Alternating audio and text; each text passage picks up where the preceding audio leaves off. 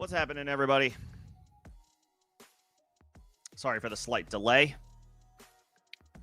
But we are off and running with Week 3 Start Sit Help.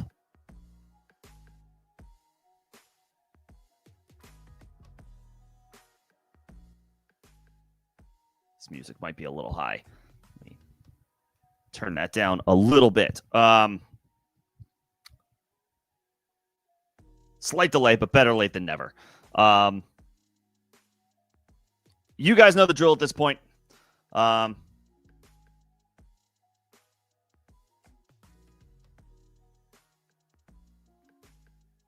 Taking any start-sit questions that you guys may need ahead of Week 3.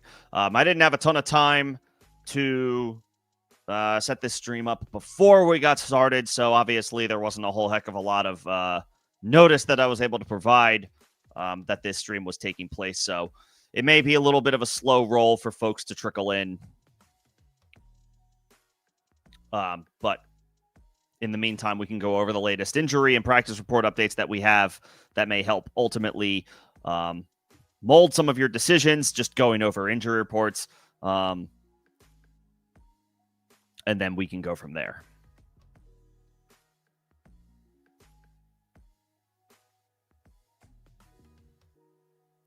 And we have quite a few to get through, I guess dating back yesterday.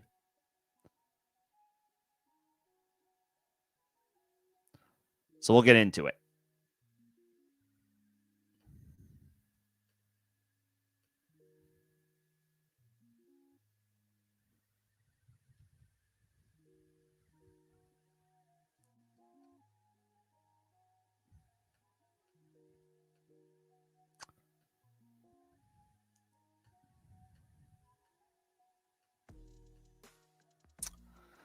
All right, let's kick things off.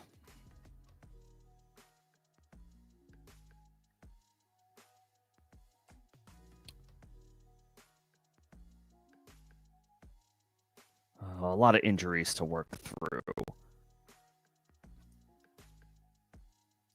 Jane Daniels ruled out Week 3. We knew that yesterday. Marcus Mariota will start for the Commanders, so a downgrade across the board for your Commanders. Probably need to start, or you can flex Ja'Cory Krosky-Merritt. You can flex Deebo Samuel. I guess you can flex Terry McLaurin, even though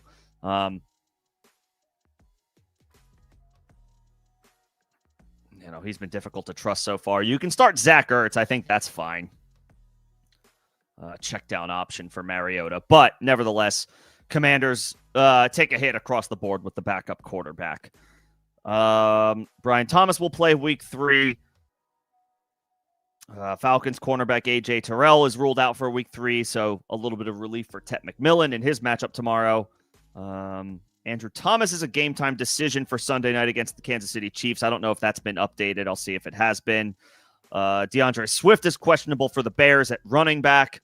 If he's unable to go, I guess it's some combination of Monangai and Roshan. Obviously, the excitement of rookie fever is always a big deal. It's going to be impossible to trust either one of those two, even in a good matchup. I'd rather, you can stash either one of them, maybe in particular Monangai, but we're not firing either one of those players up, even if Swift is out. Let's see. Tyler Warren is listed questionable for Week 3. I'll be honest, I don't know how serious that is. Josh Downs is off the injury report for the Colts. Let me take a look at Tyler Warren. I've not seen anything that is in particular concerning. And yeah, he's been, there you go. Removed from the injury report. So he's good to go. No concerns there. Dallas Goedert is off the injury report for Week 3. I don't know that he's necessarily on the radar at tight end, especially after missing Week 2. Zach Charbonnet listed doubtful for Week 3, so that's a boost for Kenneth Walker. Christian Kirk is off the injury report, so, if you were waiting for Jaden Higgins to potentially get an opportunity to do more, that's probably going to take a little bit more time with Kirk, the veteran Kirk, now available for Houston. Tucker Kraft will play this week, or is expected to play this week, after suffering an injury scare in practice on Thursday. He did not practice yesterday, but apparently he's good to go. So you're firing him up as a tight end one, and you're doing so confidently. Couple of other tight ends will not go tomorrow. Well, Isaiah Likely has already been ruled out for Monday, not tomorrow, but Monday night against the Detroit Lions. We probably wouldn't have considered Likely for our starting lineup until we actually see him out there. So whenever he does make his debut, he will remain on benches until, he kind of gets into a rhythm. And Evan Ingram is listed out for week 3. He has done absolutely nothing so far through 2 games for the Denver Broncos. So Troy Franklin, who I believe is currently the leading wide receiver as far as receiving yards for the Denver Broncos, could see a boost in opportunities. I can't imagine Cortland Sutton only gets more than 1 or 2 catches like last week, this game, for the second straight week. He should get a couple of more looks. And then, maybe Marvin Mims, maybe Pat Bryant. Those guys are dart throws. We'll see. We'll see how likely it is that any of those guys see any additional run and if they can actually do anything with it.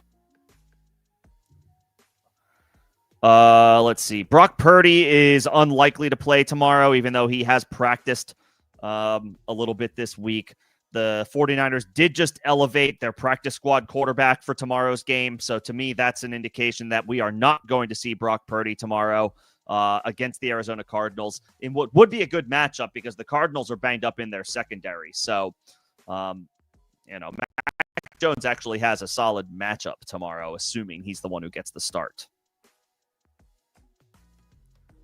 Xavier Worthy not playing for a second straight week. No surprise there. Dislocated shoulder. That is not a 1-week absence. That's a multi-week absence, and that continues tomorrow for Kansas City on Sunday night against the Giants. Emeka Egbuka is expected to play week 3. That's big news. Did not practice Wednesday or Thursday, but it was able to get a limited session in on Friday. That is typically, while it's less than ideal, it is the trajectory that optimistically puts the player on track to play, and it sounds like Emeka Egbuka will go. The Bucs need him because they've got a lot of injuries right now. Christian Gonzalez downgraded to out for week 3 for the New England Patriots against the Pittsburgh Steelers. I guess that's a boost for DK Metcalf. He did not have a great game last week in a game that I think we all expected him to do better. But no Christian Gonzalez. In theory, that's a boost for DK Metcalf against New England. DeAndre Swift is expected to play in week 3. So, in deeper leagues, Roshan or Monangai, maybe they were desperation options for you. Hopefully they weren't. Even if they were, we're looking elsewhere now. With Swift expected to go against the Dallas Cowboys. And he himself is a difficult guy to trust as well. I mean, he did okay last week. But the vibes on the Bears right now are they're not super ideal. Just about a half hour ago, Jackson Smith-Njigba was added to the injury report with an illness and is questionable for week 3. Obviously, not what we want to see. It's entirely possible that this is, turns out to be nothing, and he should be able to give it a go. Hopefully, he's not terribly sick, and these 24 hours will be critical for his recovery. So JSN, drink all those fluids, whatever you have to do to feel a little bit better and get out there. But, keep an eye on that if you have Smith-Njigba late add to the injury report, not with an injury, but with an illness.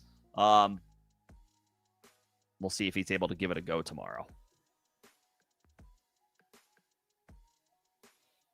And it would be a good matchup for him, too, at home against New Orleans. So, we want JSN out there.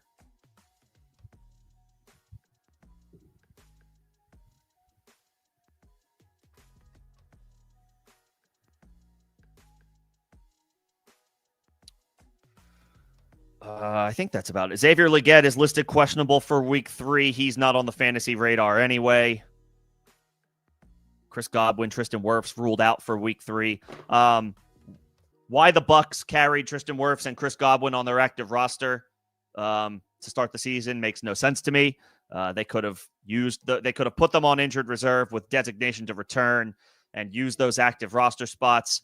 for players who can help the team these first couple of months or the first couple of weeks. They chose not to. They're 2-0, so maybe they don't care all that much. But, they're dealing with a slew of injuries at the moment, so I'm sure they would prefer to have some healthy bodies to help them out, but they ultimately decided to carry Godwin and Wirfs on the active roster into the season, knowing they would miss time. It hasn't affected them negatively yet. We'll see if depth becomes an issue tomorrow for their, given their injuries against the New York Jets. Maybe not. The Jets are not good. And they are also starting a backup quarterback, so maybe they're not too worried about it. I think that about covers it for injuries. So I could just go ahead and dive right into questions. I don't see any members in here yet, but if any members do pop in, they will get priority responses to their questions. That is a perk to be of being a member of the channel, is getting start-sit questions and any questions during live streams answered in priority order, with perhaps like more detail and thoroughness in my answer. Again, as a perk. If you send a super, if you're not a member but send a super, that would also be a line jumper to get your question answered out of order. If you do not send a super and you are not a member, that's okay. I will still answer your questions, perhaps with a little less, thoroughness as the paying customers. But I don't want to deter you. I will answer everybody. I just ask for some patience as I work through those questions. Whether you are a member or not, if you are enjoying the stream and the conversation, I only ask that you like the stream. That helps me out for algorithm purposes. Appreciate that in advance. Let's kick things off. Absolutely, we are starting Juwan Johnson over TJ Hawkinson. Juwan Johnson is the tight end 2 through 2 weeks. And I know that's still a really small sample size, but it's what we have to work with. TJ Hawkinson has done nothing. I don't know if that's like totally attributable to the play of JJ McCarthy, or if this is just a Hawkinson issue. He's been not great for the past, dating back to when he returned from ACL injury that he suffered in 2023. He came back in the middle of 2024, and he was just kind of okay, which was sort of expected. And now that sort of okay play has bled into 2025. I thought Hawkinson was set up to get off to a great start this season. Rookie quarterbacks tend to lean on tight ends as big targets, security blankets, all those cliches. That has not come to fruition. Now we've got Carson Wentz in there. Maybe that helps Hawkinson, but we've got very little to go off of with Hawkinson right now. He has done nothing to this point. Juwan Johnson is the tight end 2 through 2 weeks. I have no choice but to start Juwan Johnson over TJ Hawkinson. I don't think we have a choice right now. I think if you have Juwan Johnson, you got to get him into your starting lineup. And putting him in over Hawkinson is perfectly fine with me. Egbuka or Sutton? I probably Sutton. Egbuka's on the injury report, and I don't know how much that matters right now. I mean, if a player plays, then by all accounts, we're operating as if he's fine. We're operating as if he's good to go, and we can expect, his typical contributions. And Egbuka has been overall better through 2 weeks, only because Sutton had a really down week, week 2, which was a little bit of a surprise. He, it doesn't get too much easier for him, or it doesn't get much easier for him this week going up against a tough Chargers defense. But he is still the team's wide receiver 1. Evan Ingram is out. That could force a few more looks Sutton's way. I think Sutton is Denver's wide receiver 1. Troy Franklin leads the team in receiving yards right now. It is a small sample size, but that's a fact. But I think Sutton is still the team's wide receiver 1. I don't know if Egbuka's off to a incredible start, but of course, after he caught that touchdown Monday night against the Texans, he didn't really do much after that. Just 4 for 29. The touchdown salvaged his day. Without it, it wouldn't have been a usable fantasy week. But it did happen, so that's all that matters. I think I slightly lean Sutton here only because he's the one who's not on the injury report, and Egbuka has been. So it's close. It's close, but I think I would slightly lean Sutton. What's going on, Crumply Heads? Good to see you. Again, like I just mentioned, members will get questions responded to in priority order, but I see everybody else's questions. I will get to them, but let me take care of Crumply Heads first. If you are interested in becoming a member, those details can be found in the first link in the description of this live stream. AJ Brown, Jennings, T, Wandale. I mean, look, I have to go back to the well with AJ Brown one more time. I can't, you know, T. Higgins would have an argument here if Joe Burrow was playing, but Joe Burrow's not playing. So if you can only pick one of these guys, I'm picking AJ Brown. I'm picking the stud alpha wide receiver, who I know is off to a bad start. But we drafted him high. We still have high expectations. It's too early in the season for me to pivot off of my alpha top dogs yet. If it was week 7 and AJ Brown was still plodding along and giving lackluster numbers, then sure, fine. We look to pivot off of him for somebody who's been more consistent this season. But when it comes to the studs, when it comes to the high-end guys, the dudes that we drafted in the top 20, the dudes that we drafted to be top 12 at their position. AJ Brown was drafted to be a wide receiver 1. We're only 2 weeks into the season. I need to go back to the well with my top guy for at least another couple of weeks before I completely throw in the towel. I can't move off of AJ Brown. The only name here that would have any type of competition for me as far as like either or would be T. Higgins, but T. Higgins is without Joe Burrow. And generally speaking, T's historically numbers with Browning dating back a couple of seasons are not great. That doesn't necessarily mean that he can't have a good game tomorrow. But there's a much longer track record of T. Higgins numbers going down with Jake Browning than there is with like AJ Brown just, not being good, because that's not the case. I'm going AJ Brown definitively over all of these other guys. Obviously, it's been horrible, but I'm not panicking completely yet. I will panic if in week 4, AJ Brown has only marginally added to his totals on the season.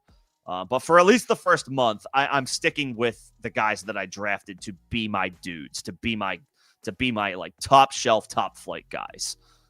Give me AJ Brown. Eagles at home. Big game for them. Conference opponent against the Rams. Obviously, it's a big game for the Rams as well, but it matters more for the Eagles as the home team. Whoever the home team is always going to be feeling a little bit more pressure to win the game and defend home field. Give me AJ Brown of this group.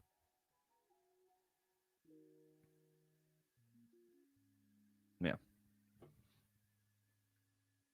Generally, I can't move off of like first or second round picks after just a couple of weeks, no matter how bad it is.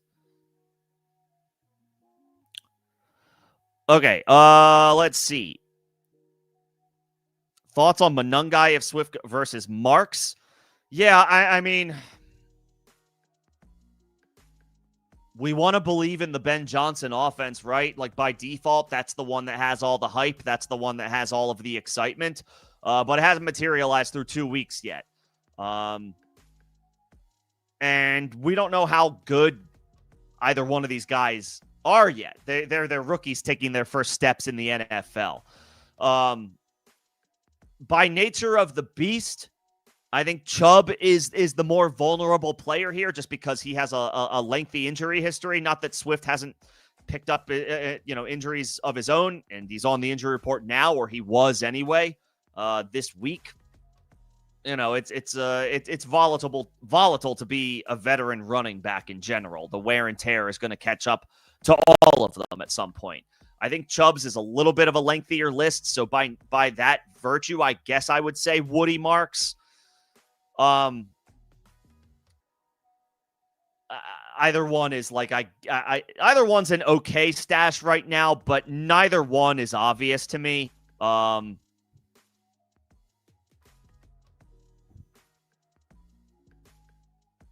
I would say if you have one of those two starters, then the handcuff is naturally more valuable to you. But if you don't, If you don't have Swift or Nick Chubb, I guess Woody Marks, just because Roshan is there. It's truly like we have to see more before we make a definitive call there. Who's a better again? This I guess I would say my answer is the same. Who's the better talent? We're 2 games in.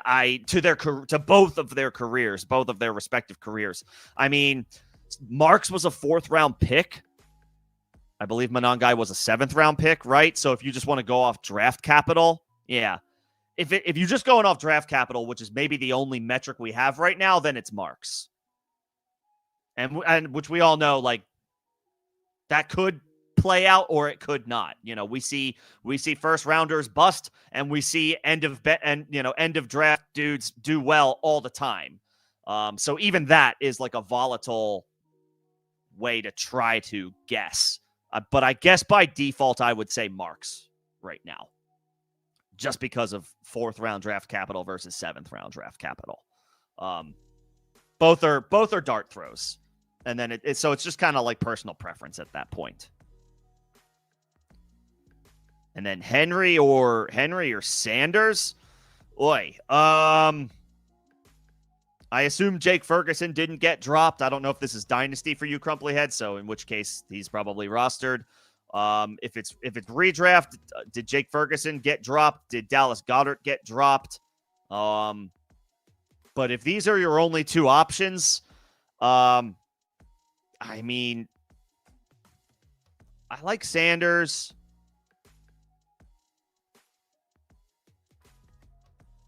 Especially if Liggett doesn't play. And then what's the target tree? Like Tet and Hunter Renfrow and Sanders.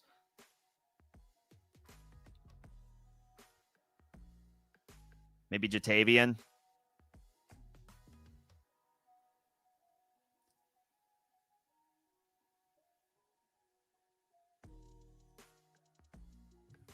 I mean, yeah, in a pretty good matchup last week, Hunter Henry had 1 catch for 9 yards. I know he had a better performance week 1, so I don't want to take that away from him.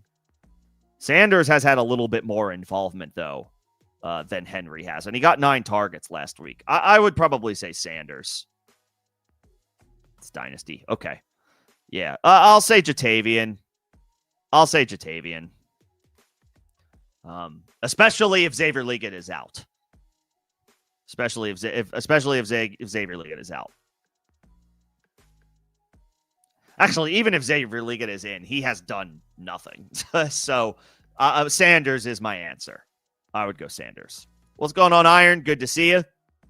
Thanks for stopping in. Let me know if you need anything. In the meantime, let me go back up to where I left off. Henderson versus Pittsburgh or Scatabo versus the Chiefs. I am actually dealing with the same decision myself.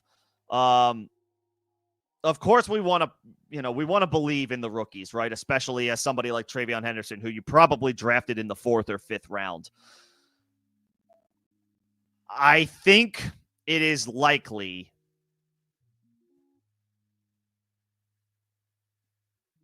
more likely, I should say, that Scatabo gets more opportunities over Tyrone Tracy right now than Henderson gets over Ramondre Stevenson. Scatabo has a bad matchup against the Kansas City Chiefs. Maybe the best run defense in the NFL.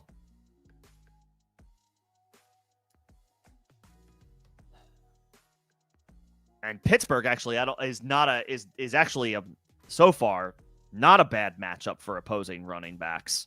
But, Henderson only got 5 opportunities last week. I think Scatabo had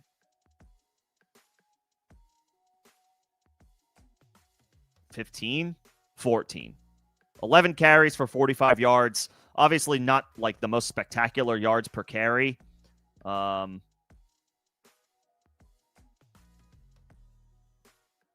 did cap it off with a touchdown and worked ahead of Tyrone Tracy. That's all I can go off of right now. So I guess my answer is Scatabo.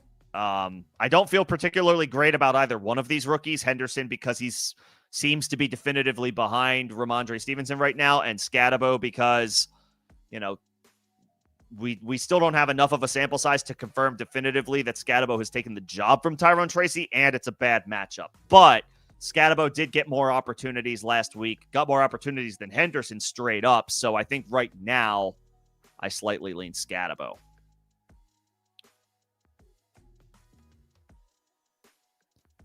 Both are RB3s, you know, and we're hoping for some RB2 upside, but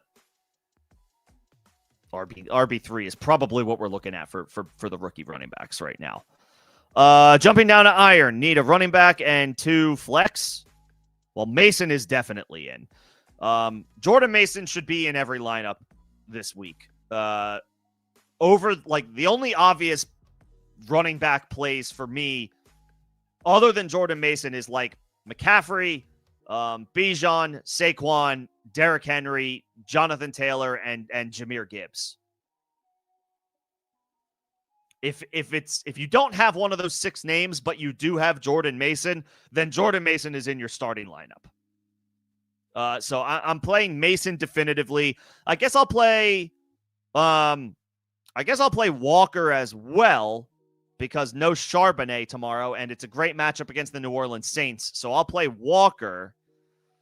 And then it's between Bill and A.J. Brown. I slightly lean A.J. Brown. I gave a similar answer to Crumply Heads in that I want to continue to start my studs until I'm given multiple extended weeks to be out on a stud player.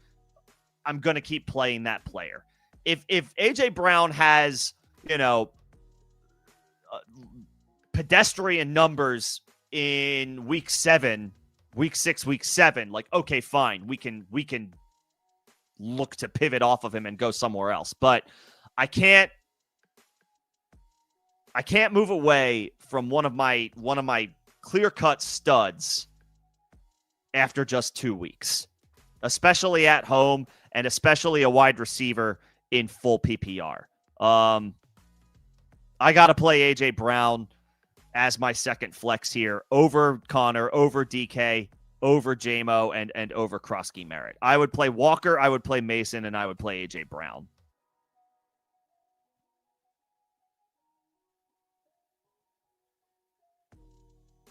Yeah. Connor has been lackluster. Honestly, Metcalf has been kind of lackluster. JMO had a great game week 2. Quiet game week 1. They will need him week 3 on the road against Baltimore.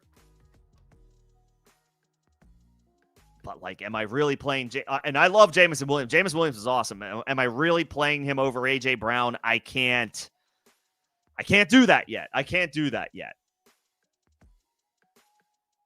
Give me Walker, give me Mason, give me A.J. Brown. Yeah, and lots of quarterback injuries right now. A lot of people hurting at the quarterback position. Russ against the Chiefs. Wentz against the Bengals. Not Wentz. Like, for me, I'm not playing Carson Wentz. He has been with Minnesota for a month. I just don't trust him. Russ popped off last week against a susceptible Cowboys defense. He gets a much tougher test this week against the Kansas City Chiefs. They're a much better defense, and the Chiefs in general are a very desperate team right now at 0-2. They are looking to get off the schneid against a team that they absolutely should handle in the New York Giants. My answer here might be Mariota, and I say that with very little confidence. Let me be clear. I endorse Mariota with as little confidence as I can think of when I've ever given a start-sit answer. But at least Washington doesn't have to change their scheme too much from Jaden Daniels to Marcus Mariota. Obviously, Daniels is the superior player, the superior talent, the superior athlete. But Mariota can kind of do some poor man version things that Jaden Daniels can do. So from that perspective, Washington can kind of call a similar offense.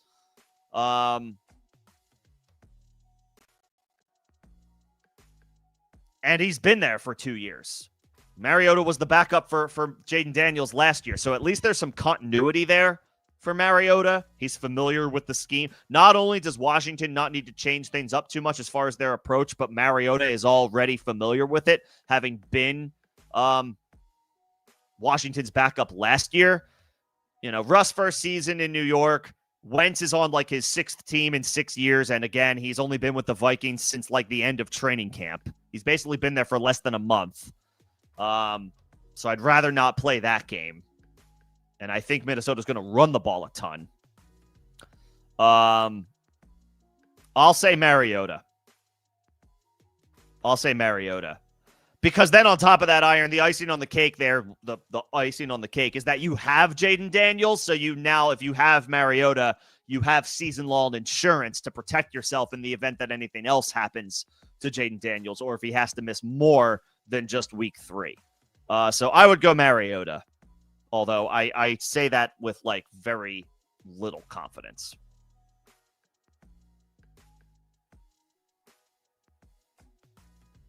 Okay. Back to the top, but I will keep an eye out if there are any members that pop in, and I'll make sure to get to them.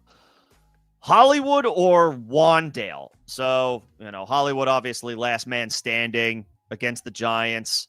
Wandale in actually, I think, a pretty favorable matchup.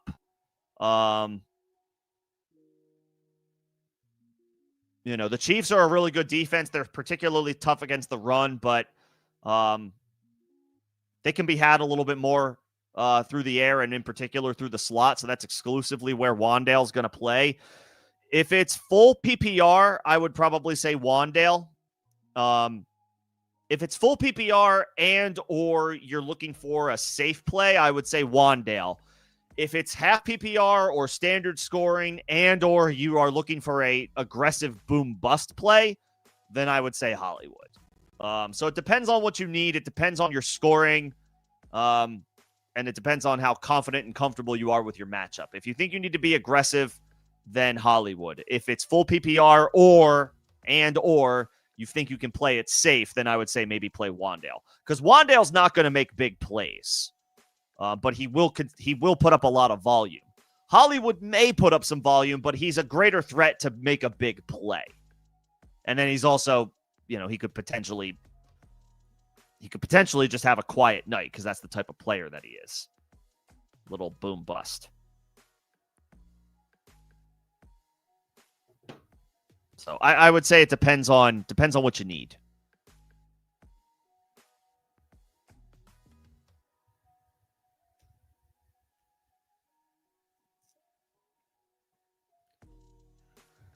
Higgins, Ridley, Jameson Williams in full PPR. My gut is saying JMO here.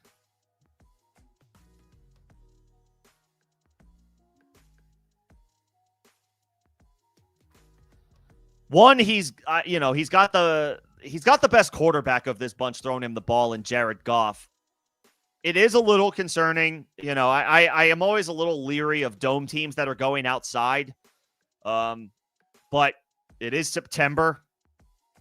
Some September. It's not like it's bitterly cold outside. Yet the weather hasn't changed that drastically yet, so that shouldn't be too big of an issue. And the Lions are going to have to throw on the road against Baltimore, assuming that there's some offensive firepower, some fireworks in this game. So I guess my answer is JMO. Higgins takes a big hit with Browning being the quarterback. Historically, his numbers with Jake Browning are not that good. And Ridley is, kind of boom bust right now. He's not doing it. He's getting opportunities. He's not doing a ton with them. And obviously Cam Ward is still taking his first steps into the NFL game. He's only played 2 games so far, and he's been, about what you would expect. There's maybe been a few good plays. There's been a lot of inconsistency. Ridley might be a guy that's okay later in the season as Cam Ward gets comfortable. So that might take some time. We might need to be patient with that. I'll say JMO here for the big play. We're just hoping that he makes a big play.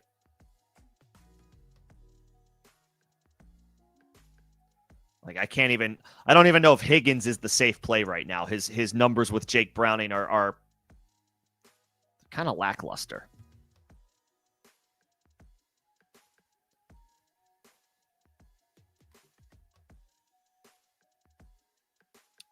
I'll say JMO between Higgins and Ridley. Dobbins or Ramondre. Ramondre gets the Pittsburgh Steelers tomorrow, and that's actually on paper a favorable matchup. The Steelers have they've been handled by opposing running backs so far. Breece Hall had a great game against them week 1. Kenneth Walker had a decent day. He scored the touchdown, and he put up the points.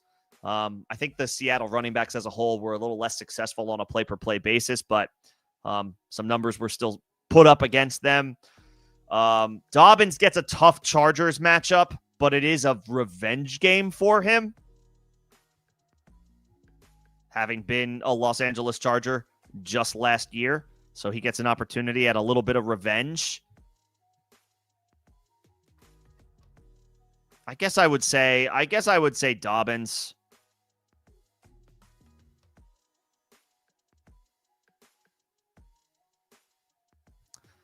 Let's see. Dobbins last week. I mean, he's been getting a lot of opportunities so far. He has 30 carries through 2 weeks, which is great. He did only play 45% of the snaps last week, did Dobbins, but he did quite, but basically when he was on the field, they gave him the ball. 14 carries, 76 yards, and a touchdown, 16 for 63, week 1. Ramondre took opportunities away from Travion Henderson last week. 11 for 54, 5 catches for 88 yards against the Miami Dolphins. Obviously, that was the difference maker for Ramondre last week, was the reception work.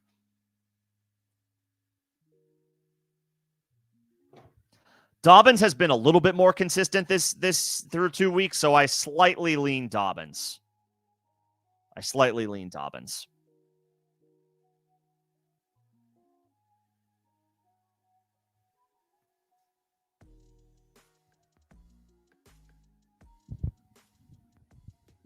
Yeah, Dobbins has been a little bit more consistent this year, so he's my slight answer.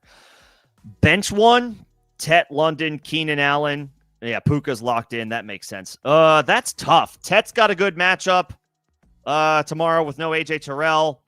London, I think it's fair to say we're expecting a bounce back after last week's performance. Not a great one against the Minnesota Vikings. And then Keenan Allen has been on a tear to start the season.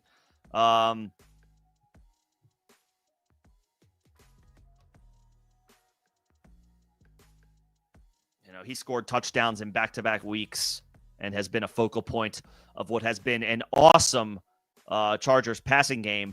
I will say they do have a bit of a stiffer test going up against Denver. They do have Patrick Surtain. Tougher matchup for Keenan Allen, tougher secondary to go up against. I hate to suggest benching Keenan Allen, but if you have you have some pretty good options here, and London and Tet McMillan are the bona fide wide receiver ones for their offense. I don't know that. Well, it's not that I don't know. We don't know. We can't sit here and definitively say who the number one option is for the LA Chargers passing attack. We're pretty sure it's Ladd McConkey. But the production so far has gone to Keenan Allen and Quentin Johnston. And I mean this in a good way about how good the Chargers passing game is. All three of these dudes appear to be viable each week for fantasy. But because we have three viable guys here, that adds a little extra volatility to their week-to-week expectations. At least with London and Tet, we're pretty sure their volume is not going anywhere any given week. Because they are their team's clear-cut top options in the passing game, in the pecking order. So I will say play London and play Tet and bench Keenan Allen. But if we have another down week from London, or maybe a lackluster week from either Tet or the Panthers passing attack in general, then I would say Keenan Allen leapfrogs either one, it maybe both of those guys as soon as next week. Let's see if we get a third time's the charm situation with Keenan Allen tomorrow. And if we do, then I think it's fair to say he's, now like a kind of set and forget starting week 4. But because you have guys like London and Tet, I would play those dudes for one more week as clear-cut wide receiver ones before I pivot off of them.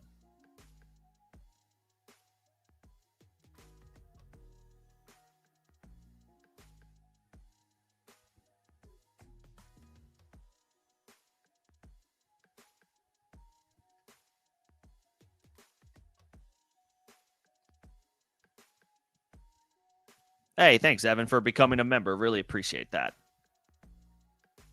Appreciate the support. Thanks for thinking enough to become a member. You will now get priority responses to your questions.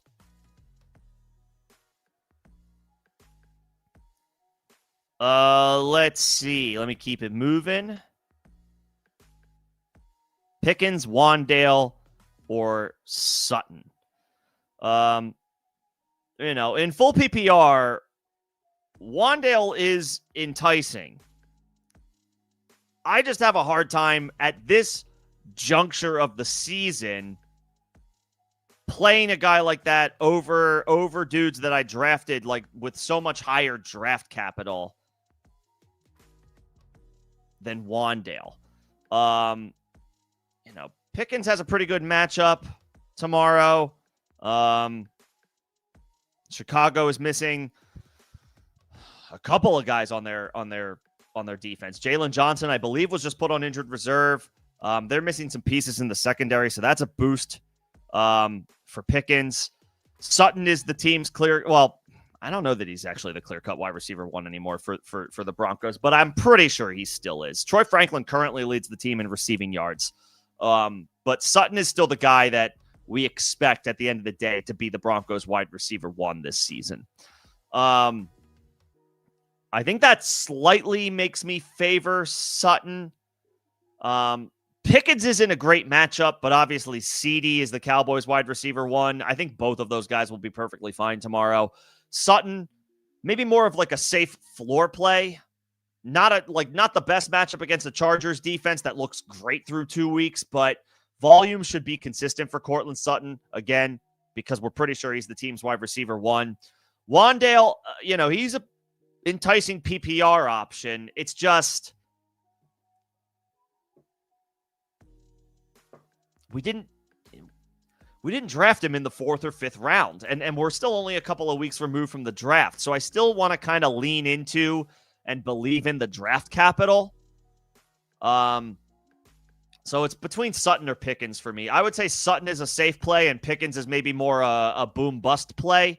I don't think Pickens will bust, but I think his floor is lower than Sutton's. I think his ceiling is higher than Sutton's, and I think his floor is lower than Sutton's. So Sutton is the safe play. Pickens is a little bit more of a, if you feel like you're maybe an underdog and you need to be aggressive, and take the wide receiver 2 in a really good matchup over a wide receiver 1 in a tough matchup, but should still get the volume that a wide receiver 1 earns. I'll say Sutton safe play. Pickens is a little bit more aggressive. Not aggressive, just you're willing to deal with a potentially lower floor while shooting for a higher ceiling. That's George Pickens.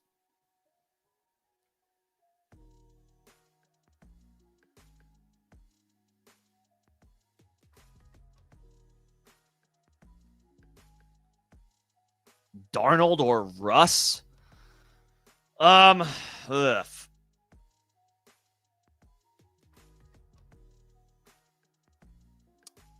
I guess right now, I would say Russ, just because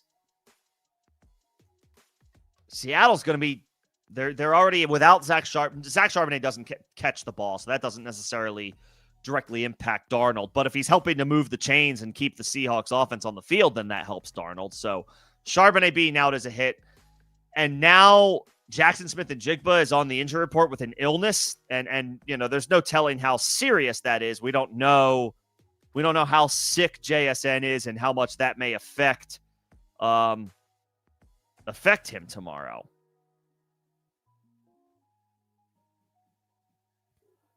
Darnold was the QB. He was a low QB2 last week. Russ was pretty sure Russ was a QB1 last week, right? He was the QB2.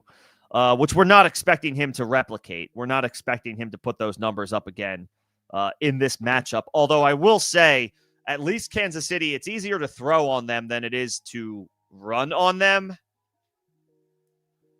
So I guess I'll say Russ. Russ had of the two of them, Russ has had the best performance by far. And if Jackson Smith-Njigba is operating at less than 100% tomorrow, if he's sick or if he's even able to go at all, then that hurts Darnold. So I'll say Russ. Yeah, lots of quarterback injuries. If you had Joe Burrow, if you had Justin Fields, if you had J.J. McCarthy, Brock Purdy is out. Or in all likelihood will be out. Yeah, lots of quarterback. Jaden Daniels is out. Like, holy hell. There's a lot of high-end quarterbacks that are not playing tomorrow. Some for even longer than that, like Burrow. It's made the quarterback pickings quite slim, especially in superflex formats. What's going on, Rojo? So we did, I kind of briefly discussed this on Discord, but I'm happy to get into, obviously the stream makes it easier to get into a little bit more detail for me.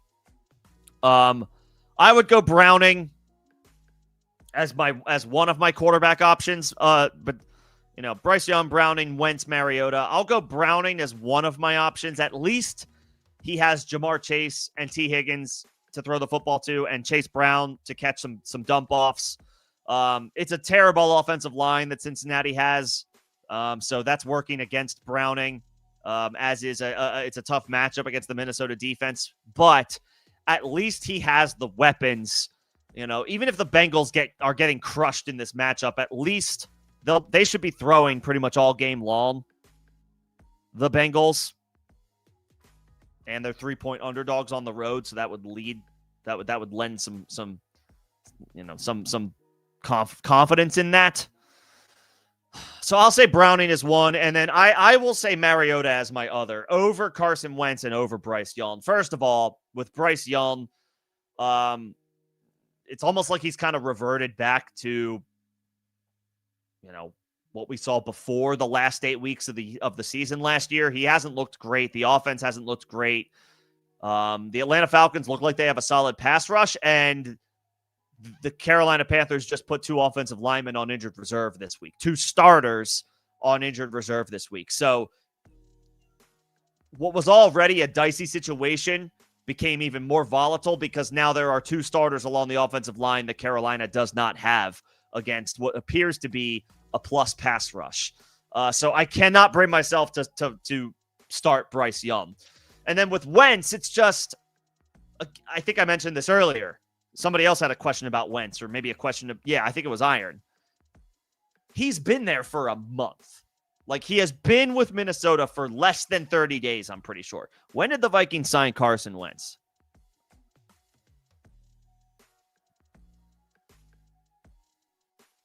August 24th. So in 4 days, in four days from now, Wentz will have been a Viking for a month. He's starting an NFL game for an NFL franchise with less than 30 days to get to learn the playbook. He's on his 6th team in 6 years. And I know Mariota's had a lot of turnover in his career as well, but at least he was a Washington Commander last year. At least this is his 2nd year in the system, as opposed to less than 30 days in the playbook. Both guys stink. Sorry about it. Marcus Mariota is not an NFL caliber starting quarterback, and neither is Carson Wentz. They're not good, but at least Mariota has some continuity in his favor, having been a Washington Commander last year. Wentz, again, is on his 6th team in 6 seasons and getting a start, having been with the Vikings for less than a month. I'll take Browning and Mariota.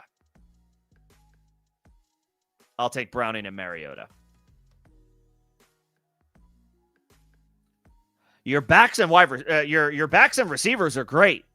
The quarterback injury bug has been severe early in the season. It's been an unfortunate development for a lot of people. You know, Burrow was drafted high. Justin Fields was drafted in, maybe not 10-team leagues, but one quarterback 10-team leagues, but in every other situation he was. J.J. McCarthy was drafted in a lot of 12-team and up leagues. Jaden Daniels was drafted high by everybody in every format. It's rough sledding out there right now. And yeah, Brock Purdy's missing a second straight game in all likelihood. I don't think he's been officially ruled out yet. However, the 49ers did elevate their practice squad quarterback to the active roster. That is not a good sign for Purdy's availability tomorrow. You could say, okay, maybe Purdy should be back week 4, and that's a good sign, but 2 weeks already without, it's just piling on at this point, on top of the injuries to Jaden Daniels, Joe Burrow, J.J. McCarthy, Justin Fields.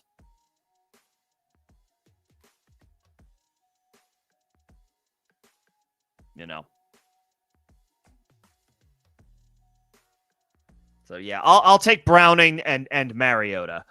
And again, I think I also just suggested to Iron to start Mariota as well. I have very little confidence in this decision. Let me be very clear. I'm not going to toot my horn and puff my chest if Mariota does well tomorrow, because it kind of feels like a dart throw. But I'm just going off of the fact that he's got some continuity in his back pocket that Carson Wentz doesn't.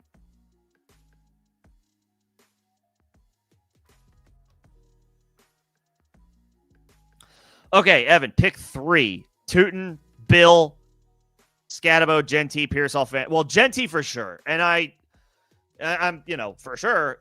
We have to. We drafted Genty either at the end of the first round or the top of the second round in every redraft league this year. The usage has been there. I know, not the 2-minute drill on Monday Night Football when Dylan Laube was in there catching passes because Pete Carroll is a galaxy brain dingus. Genty's still getting a lot of opportunities, and he is still far and away their most talented player in that backfield. They just made him the 6th overall pick. They should probably use him. Raiders get Washington tomorrow. That is not a bad matchup by any stretch of the imagination. Genty can do well, theoretically. He should be able to put up some decent production in the form of volume. This is a better matchup than the first couple that he has faced to start his career. The New England Patriots, that was a tough matchup for him week 1. The LA Chargers, that was a tough matchup for him week 2. I think he gets a little bit of a break week 3 against Washington, so I'll roll the dice on Genty. I would then probably plan to go Bill on the other side of this matchup because Austin Eckler is done for the season, and we've had 10 days now for Washington to get their backfield ready for not just this game, but what their plan of attack is going to be for the rest of the year. By all accounts, it's going to be Ja'Cory Krosky-Merritt. He has to be, with the way things have played out, the trade of Brian Robinson and the injury to Austin Eckler, the trade of Brian Robinson was not a vote of confidence for Chris Rodriguez or Jeremy McNichols. It was a vote of confidence for Ja'Cory Krosky-Merritt. Maybe you didn't want to fast track him this soon, but now you have to if you're Washington. You kind of put yourself in this situation, right? You did this to yourself. You traded Brian Robinson because you had the confidence in the kid, and now Austin Eckler, who is older as far as running backs go, got hurt, which was unfortunate, but it happens. So it's like, okay, you kind of have no choice now. This is what you decided to hitch your wagon to. Let's see what the kid can do. Let's see what Ja'Cory Krosky-Merritt can do. He had a nice game week 1. You didn't really give him opportunities week 2. Maybe the short week on a Thursday night against a tough defense was a little much for the 7th round rookie. But now it's go time. You've had 10 days off, and you're at home. And this is not the Green Bay Packers. This is a much more palatable matchup. I think you got to play Ja'Cory Krosky-Merritt because Washington would be insane right now to do anything other than give him the ball a ton. You know? So I would go Genti, I would go Ja'Cory Krosky-Merritt, and then I would probably go Pearsall. Just because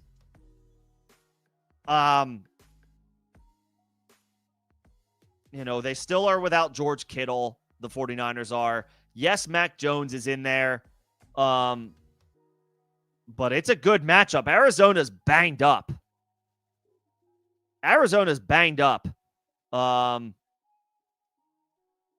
In their secondary.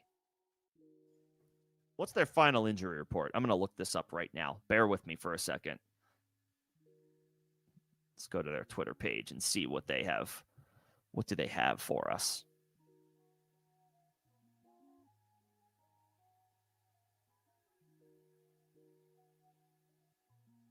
Yeah. Cornerback Will Johnson is doubtful. Cornerback Max Melton is questionable with a knee injury. So yeah, they've got some injuries in the secondary to a couple of defensive backs. This is not a bad match. Oh, and didn't they just... No, they didn't just put somebody else on the injured reserve. No, excuse me. I was thinking of something else. Regardless, Arizona is not 100% healthy in the secondary. So I'll take Pearsall. I'll take Pearsall against them compared to Scatabo and Fannin. I like Harold Fannin quite a bit, but I have a hard time vouching for a tight end over a wide receiver. Even though Fannin has been promising. I'll take Genti, I will take Bill, and I will take Pearsall.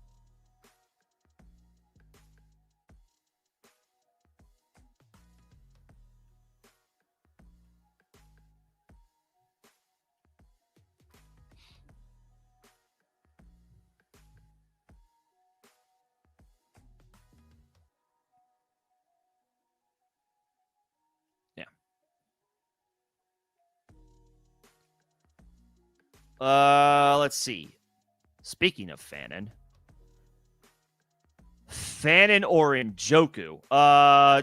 Did Njoku go back? Fannin outworked him. Fannin outworked Njoku week 1. Did he outwork him in week 2? In week 2 against the Baltimore Ravens, Fannin had 5 catches for 48 yards and was on the field for 63% of the snaps, which was actually a lower number than the number of snaps he received week 1. Njoku was on the field for 82% of the snaps, consistent with his week 1 usage, had 4 catches for 40 yards on 5 targets. So Njoku continues to operate as the team's tight end 1 from a snap count percentage.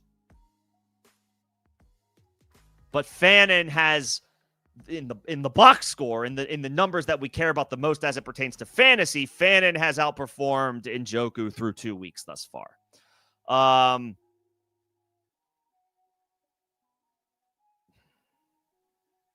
I think I will give Njoku the benefit of the doubt for 1 more week. If Fannin outproduces Njoku for a 3rd straight week, then I think we put Fannin over Njoku indefinitely. I will give Njoku 1 more chance to outproduce Fannin tomorrow in a matchup against the Green Bay Packers where they're going to have to be throwing. Both could honestly do well tomorrow. But I'll give the edge to the guy who, through 2 games, is over 80% of the snaps in both games. If there's one nitpicky thing that we can take in the argument of Njoku versus Fannin, it's that Njoku has cleared 80% of the snaps both weeks and Fannin has not. So for 1 more week, I'll go Njoku over Fannin. But if Fannin outproduces him again this week, then I say Fannin over Njoku until further notice. I will say Njoku, though, for week 3. It's razor thin. Honestly, you could probably flip a coin with either one of those guys. I will give the edge to the incumbent starter and the veteran in Njoku for one final week.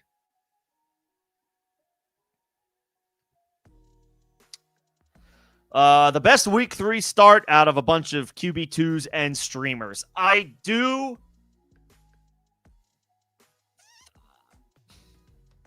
think it's Mariota, but I'm not super adamant about Mariota. I think if I had Carson Wentz, if I had Carson Wentz, but Mariota was sitting out there, I'd probably say drop Carson Wentz for Mariota. Mac Jones, though, feels like a decent enough option to just stick with. He can throw the ball. He can dump the ball off to Christian McCaffrey. Ricky Pearsall and Jawan Jennings are perfectly fine options to throw the ball to, especially against a depleted Arizona secondary. I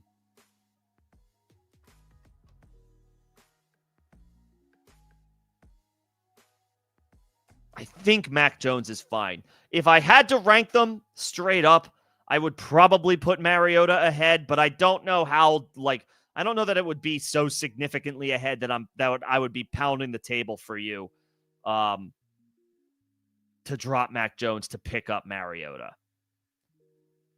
I mean, last week, Mac Jones was the QB9. He had 280 passing yards and 3 touchdowns. Yes, it was against the New Orleans Saints, but he still did it.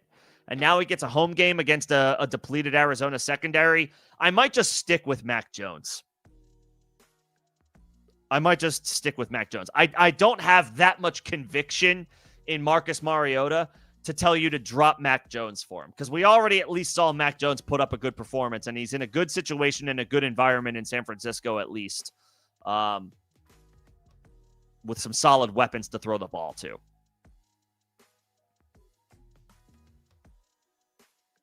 And the difference between the two of them is Mac Jones has Christian McCaffrey. Mariota does not have anything close to Christian McCaffrey in his backfield. No disrespect to Bill. But even Bill would admit, I would imagine, that Christian McCaffrey is the superior fantasy player to have if you're a quarterback and you're looking for some dump-offs to add to your production.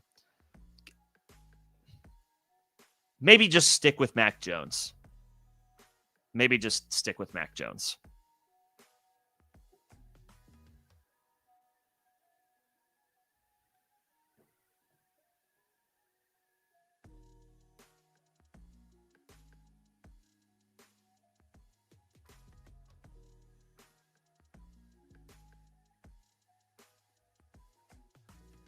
Okay. And we're looking for a wide receiver and a flex this week.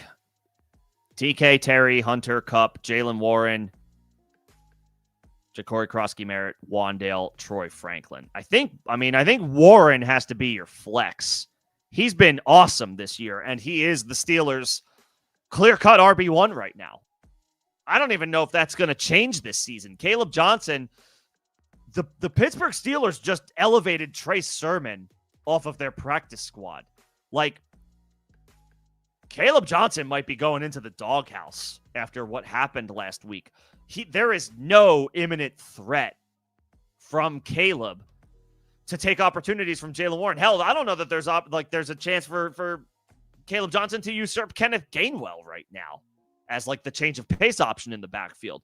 Jalen Warren is the Steelers' RB1. That's it. He's the Steelers' RB1. So I want to play that guy. Especially in full PPR. He'll catch the ball. He did it. I think he's some advanced metric. I forget what it is. I don't follow. I'm on Twitter a lot, but I don't bookmark things the way I probably should.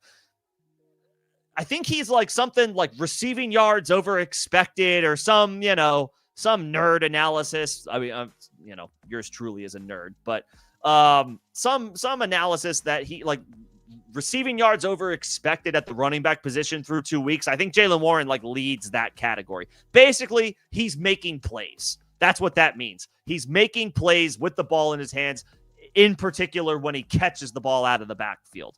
So give me Jaylen Warren as your flex. No doubt. No doubt whatsoever. And then as your wide receiver, it sucks that you can't play Bill and Jaylen Warren, but I have Jaylen Warren definitively over Ja'Cory Krosky-Merritt until further notice. I guess it's between Metcalf and McLaurin, and at least Metcalf has his starting quarterback. I'll say Metcalf. And once again, there's no Christian Gonzalez for New England, so, Pittsburgh's offense gets a break. Especially their passing offense gets a bit of a break with Christian Gonzalez being out. I would say play your Steelers. I would say play DK Metcalf, and I would definitively play Jaylen Warren. Jaylen Warren right now should be in your lineup until further notice. Just in general. I don't know. I don't know that there are 12 running backs that I would rather play over Jaylen Warren right now. Christian McCaffrey, Achane, Bijan, Jonathan Taylor, Derrick Henry, Saquon. We'll throw Josh Jacobs in there. We'll throw Bucky in there. James Cook, duh. Jahmyr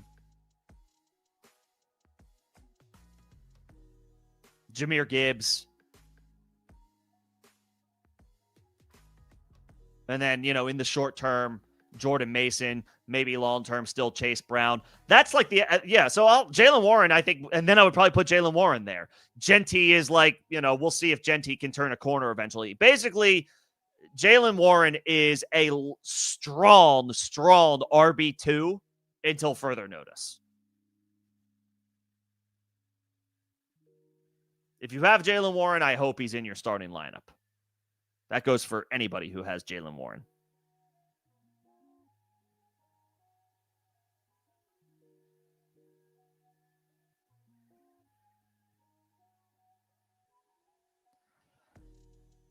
Let's see. Half PPR, Brees or ETN. So the Jets have the Bucks on the road, and ETN has Houston.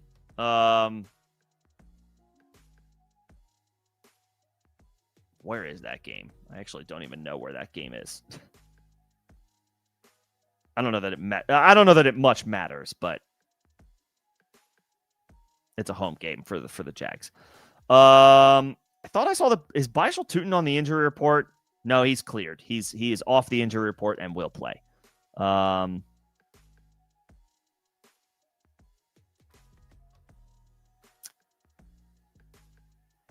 ETN has been an RB1 both weeks. He went nuclear against Carolina, and he still played he was quite good against Cincinnati. 14 carries, 71 yards, over 5 yards a carry.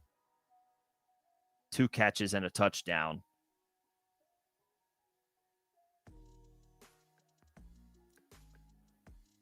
Brees was an RB1 week 1 and then did nothing week 2. The entire offense did nothing week 2. But he gets a good matchup against Tampa Bay. They're pretty banged up. I mean, right now, do we trust the Jags offense more than the Jets?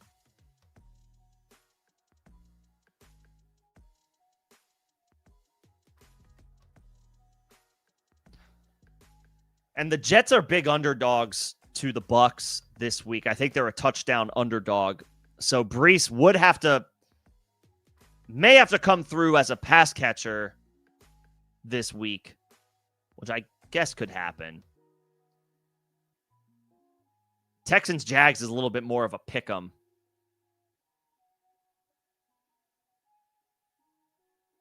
I mean, ETN has been more consistent. I might just say go ETN. Again, it's just a 2-game sample size. But and you know, Trevor Lawrence isn't great, but at least he's the starter. Justin Fields is out. I don't know, you know, maybe Tyrod's not a significant downgrade from that perspective, but he's still the backup, and it's a tougher matchup, I think, for the Jets on the road against Tampa than it is for Jacksonville at home against Houston. I might say ETN. I mean, through 2 weeks, he's been better. Through 2 weeks, he's been better. Brees had a forgettable game week 2. The whole Jets organization had a forgettable game week 2, but ETN's been more consistent. Again, small sample size, but he's been more consistent. So I guess I slightly lean ETN. I can't believe that's where we're at. But yeah, I guess I would go ETN. And then start 2 between Thomas, Marv, Igbuka, Debo, Sutton. I think I got an Igbuka or Sutton question earlier. I went with Sutton, so I will stick with my guns. I like Igbuka, but he's been on the injury report this week, and you know, he scored the touchdown early on Monday Night Football this week. That was great, but it still only mustered 4 catches for 29 yards. That's better than what Sutton did week 2, but I feel a little bit more conviction in saying that Sutton is the Broncos wide receiver 1. I don't know if Igbuka has usurped Mike Evans for that role yet. And again, he missed practice Wednesday and Thursday. So, you know, that maybe that doesn't mean anything, but if we're looking for things to sift through as far as ultimately making these decisions, we got to factor in everything. And if Igbuka's a little banged up, you know, that might hurt his prospects of more production. So I'll take Sutton over Igbuka, and I think over Debo for sure because of Marcus Mariota.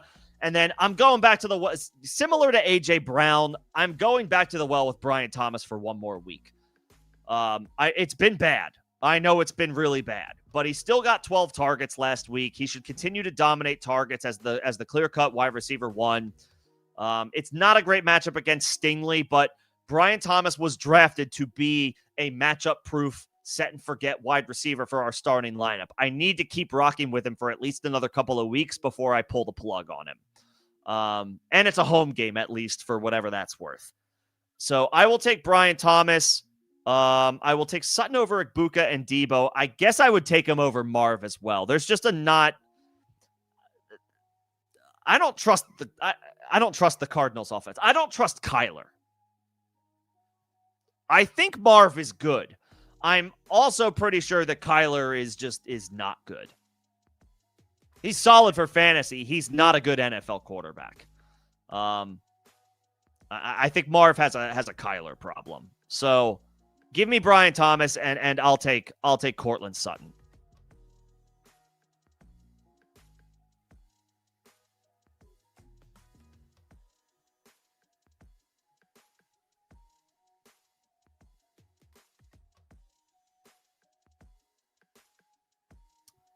Tet or Davante Adams is a wide receiver 1, in my opinion, right now. The Rams have a good passing game. I think the concerns about Matthew Stafford's back at the beginning of the during the offseason, during training camp. I think it seems to be a little smoke and mirrors. He seems to be fine. Adams is still a stud. He can still do it. He had a big game last week. The Rams come into Philly as some slight underdogs. I think they're 3.5 point, maybe 4 point underdogs. So they're going to be throwing. The Rams have revenge on their mind, right? The Eagles knocked the Rams out of the playoffs last year. So you know they're going to come in motivated. Davante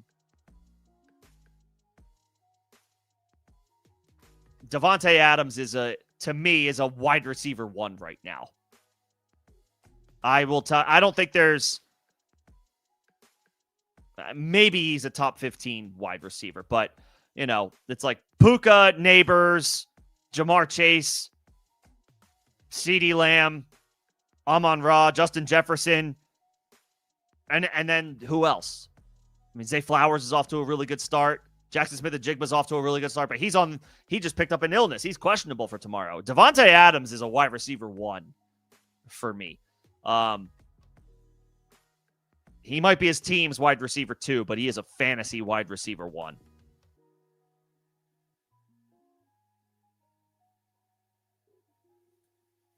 I'll take Adams. Adams he's locked and loaded.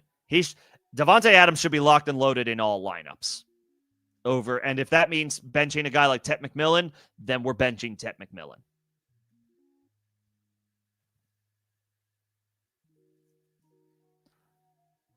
And then I know that there's a couple other questions. I will get to them, but I see Evan's question, and as a member of the channel, Evan gets the perk of getting questions responded to in priority order. So I will do that, but I will get to other questions as they come in.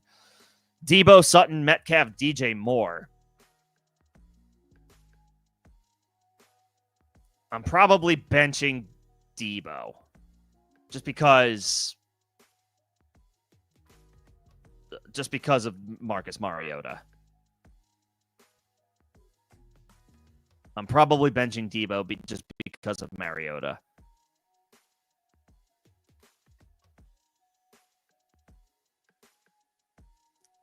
I'll take Sutton, I'll take Metcalf, and I'll take DJ Moore, who is difficult to trust, but at least it's a great matchup against Dallas. Trayvon Diggs, Dallas' starting cornerback, is questionable for this game. I believe he was a late add to the injury report.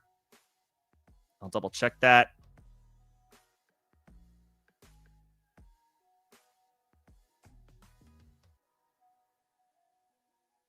Yeah. Trayvon Diggs added to the injury report due to a knee injury and is questionable for Sunday's game against the Bears. No way to know how. No way to know how serious that is.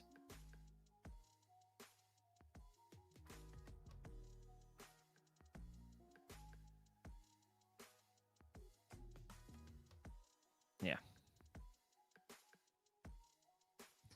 So I'll say DJ Moore. I mean, the matchup was already looking pretty good. If Trayvon Diggs can't go or is less than 100%, that's even more favorable for the Bears.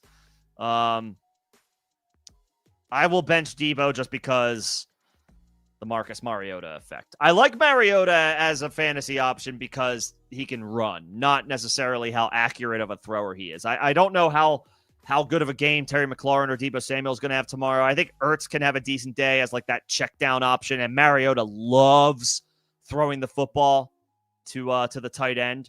So maybe consider that if you have Zach Ertz. Like, I would play Zach Ertz over TJ Hawkinson tomorrow for sure. But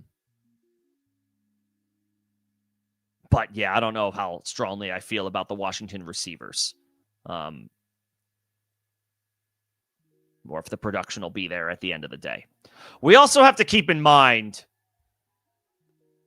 Evan, I would probably bench Debo. We also have to keep in mind, remember this goes for everybody because we're all impacted by all of the quarterback injuries, whether you had a quarterback that got hurt or if you have a wide receiver who was catching the ball from a quarterback who got hurt. Backup quarterbacks are a little unpredictable. On one hand, yes, they hyper-focus on their top targets, but they may also have some continuity with the depth wide receivers because those are the players that they have been playing with and getting reps with in training camp. So, it's truly a bit of a grab bag when we've got this many backup quarterbacks playing all the same week and then trying to sort out who the likely wide receivers are to still be able to deliver while playing with a backup quarterback. So just keep that in mind.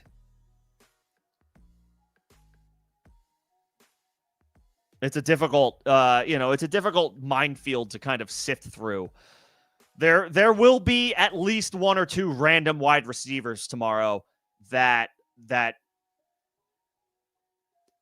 outproduce somebody that looks like a clear-cut guy in our starting lineup just because that's how they might be a superior talent, but they're not a second-team player, and they weren't getting second-team reps with the backup quarterback. But the other ancillary wide receivers were, and so the quarterback feels comfortable throwing them the ball. We see this crap happen all the time. So, just something to keep in mind.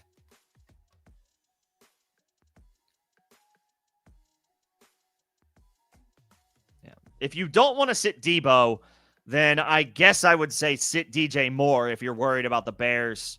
If you're worried about the Bears' consistency and the general vibes of the team right now.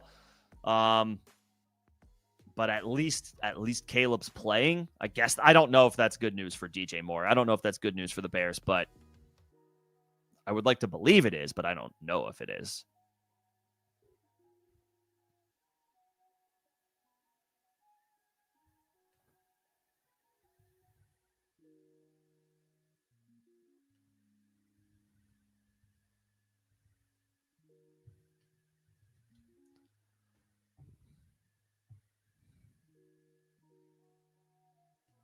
All right, what else do we got here?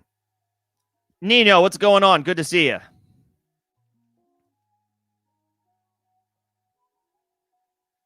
You got a trade offer of Jahmyr Gibbs for Trey McBride, Javonte Williams, and DK Metcalf. I mean, that's good value. Like, in theory, just a 3-for-1. But you are giving up the best player by far, which makes sense in a 3-for-1 trade. Like, who are you going to have to cut to make this trade happen? Let's say you wanted to do it.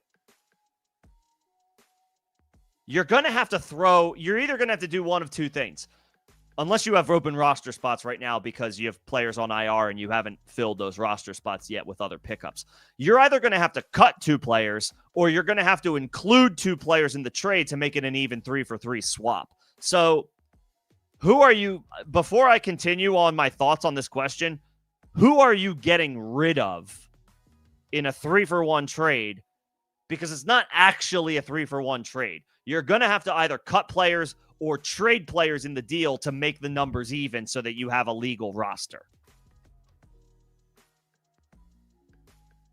You would drop Hawkinson and either Tracy, Downs, or Quentin Johnston. Well, I don't want to drop Quentin Johnston, so I guess Tracy or Downs. So basically, it's like it's basically like Gibbs, Hawkinson, and let's say Tyrone Tracy for... Yeah, it's like Gibbs, Hawkinson, and Tracy for McBride, Javonte, and DK Metcalf. Well, I'd much rather have McBride than Hawkinson. That's fair. I'd much rather have Javonte Williams than, say, Tyrone Tracy. That's fair. But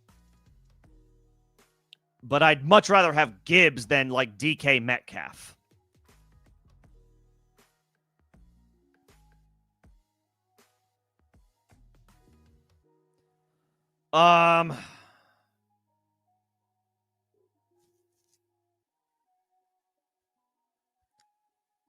Gibbs being as awesome as he is makes me, give this some pause. I totally understand wanting to upgrade off of TJ Hawkinson, and Trey McBride would certainly do that. But do I really want to give up Gibbs?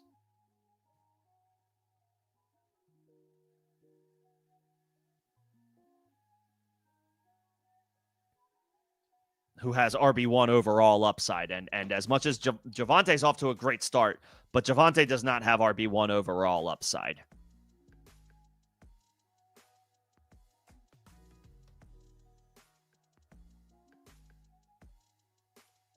Yeah, it's a tempting offer. I might wait one more week before I make that call.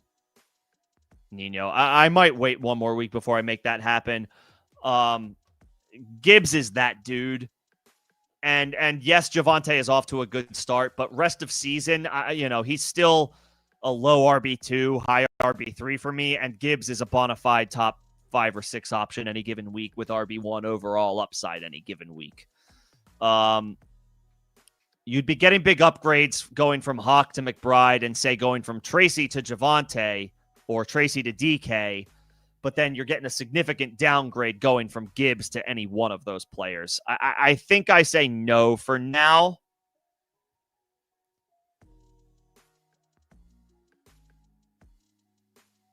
Okay. Yeah, I mean, I would see if you can... I would try to make a smaller trade where you sell high on Ramondre to maybe get some wide receiver help, because you're outside of Igbuka, like Keon Coleman had a nice week 1, but Golden's been quiet. Downs has been quiet. Quentin Johnston has been really good. Marvin Harrison's been up and down. Brian Thomas has been quiet. I'd maybe look to sell high on Ramondre and maybe get try to find somebody who really needs running back help, and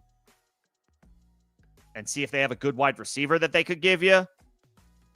So that maybe you're not relying on like the likes of Marvin Harrison to get you through the season.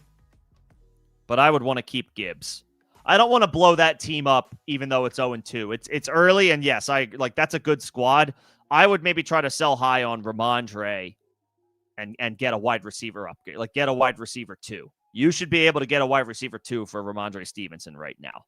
I would try to make a smaller move. I would not, especially if you feel good about your team. If you're like, damn, this team is good. I'm just off to a bad start. Like whether I was unlucky or I, had some poor performances, had a bad time, or, I faced some teams that went off. They just so happened to go off, or maybe they were close games and I just lost a nail biter or a close matchup, but I'm right there. Like, I don't want to panic either and blow the whole thing up. I might make a small move. I might try to make a small move and maybe sell high on a guy like Ramondre for some wide receiver help. That's what I would prefer to do.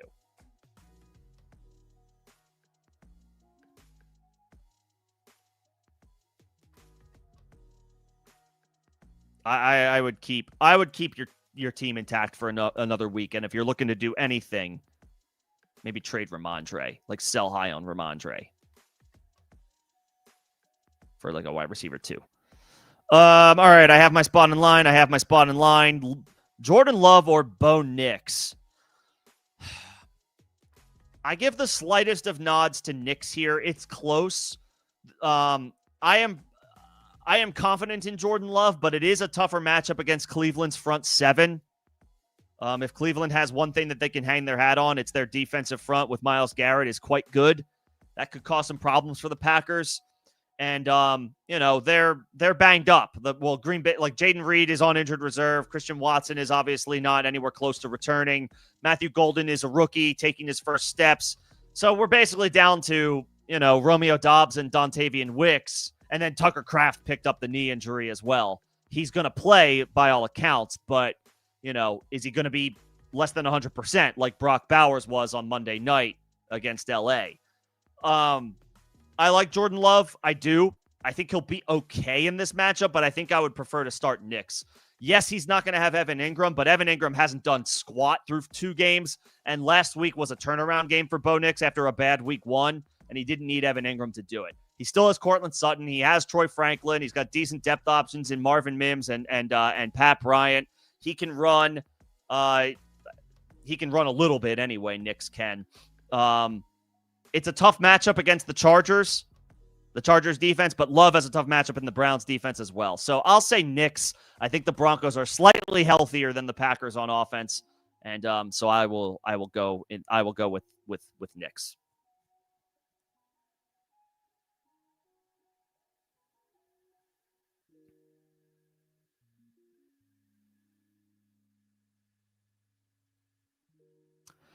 Flex, Jaylen Warren, T. Higgins, or Keenan Allen. Jaylen Warren, no question. Jaylen Warren is the Steelers' starting running back, and is going to continue to operate as the Steelers' RB1 probably for the foreseeable future. Pittsburgh, just again, they elevated Trey Sermon from the practice squad to the active roster. Caleb Johnson is in the doghouse, and who knows how long it's going to take him to get out of it when dealing with a veteran coach like Tomlin.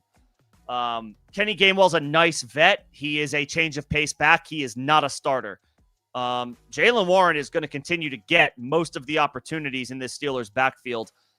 I'm going with Warren. Keenan Allen's off to a great start, but I got to play a starting running back over a starting wide receiver. And T. Higgins has taken a major hit with no Burrow. I'm playing Jaylen Warren.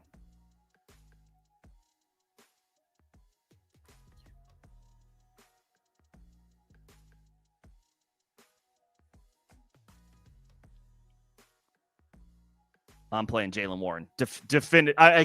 Keenan Allen's off to a great start. I'm playing Jaylen Warren definitively over Keenan Allen. I'll take the volume.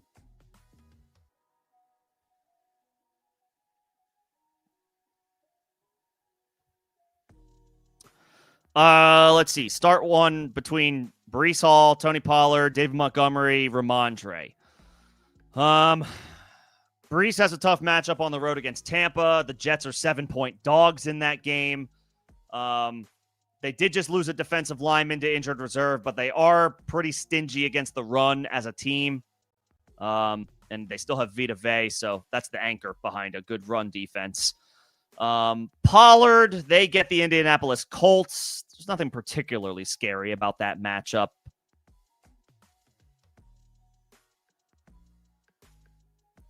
Pollard, he's been an RB3 2 weeks in a row. Montgomery is on the road against the Ravens. They are 4-point underdogs, 4.5-point underdogs the last time I saw. So I don't love that spot. I don't love that spot for Montgomery. And then Ramondre is, he had a nice game week 2 against Miami. Pittsburgh is a pretty good, it's a pretty favorable matchup, but Ramondre's up and down. I think of this group, I would say just play Breece and hope for the best.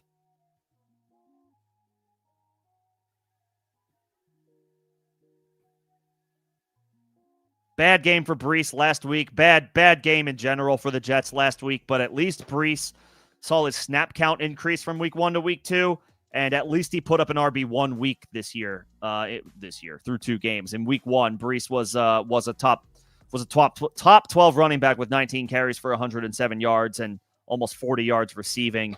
I would imagine he catches the ball a little bit more tomorrow. Again, the Jets are 7-point dogs. I'll play Breece here. It's not a great matchup, but he should catch the ball a decent amount.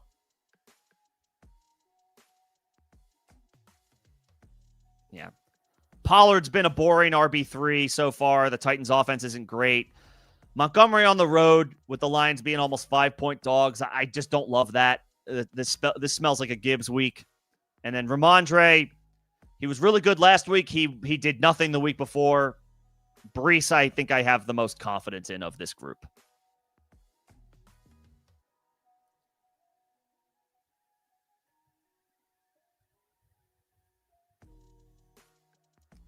And is Goddard a better option than Jonnu Smith at tight end? It's a coin flip. It really is. What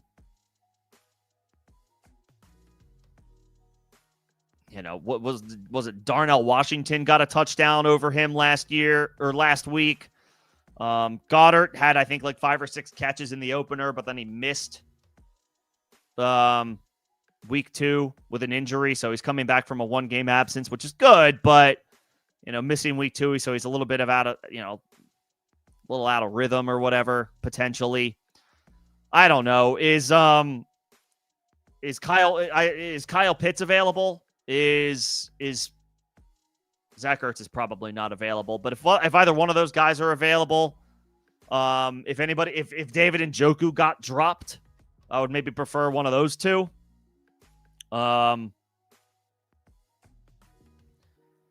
If not, then I guess I would go Goddard because at least he's the starting tight end for Philly. I don't know if Jonnu's the official starter for Pittsburgh, or if it's Pat Freiermuth, or if Washington's going to get a little bit more involved.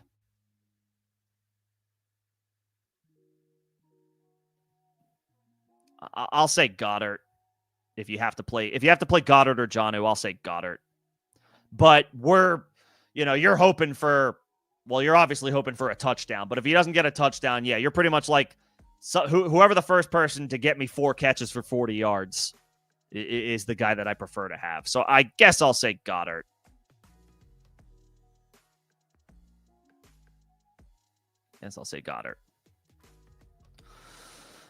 Start 2 between Mike Evans, Brian Thomas, and Tet McMillan. obviously Brian Thomas has been pretty disappointing so far. But I think I need to go back to the well with him for one more week. And then I think because Igbuka is on the injury report, I slightly lean Mike Evans here.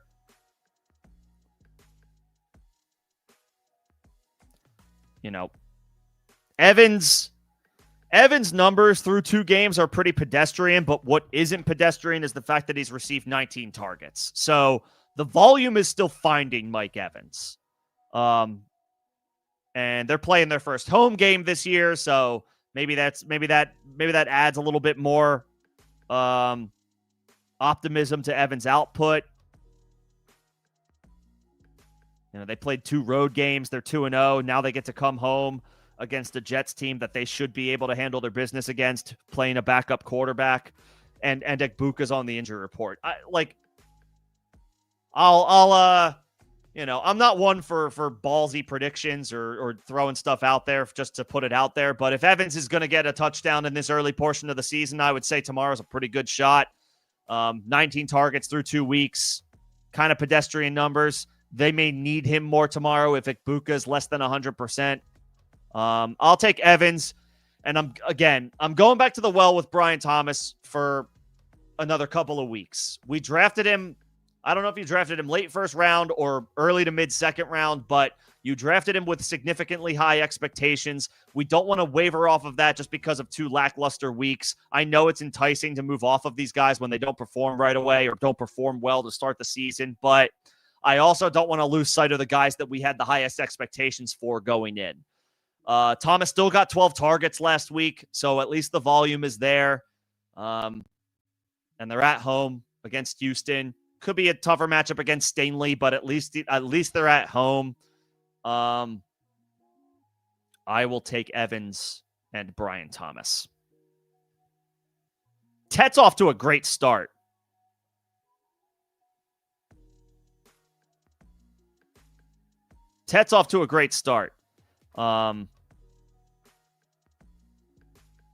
But I'm going to rock with Brian Thomas and Mike Evans for one more week.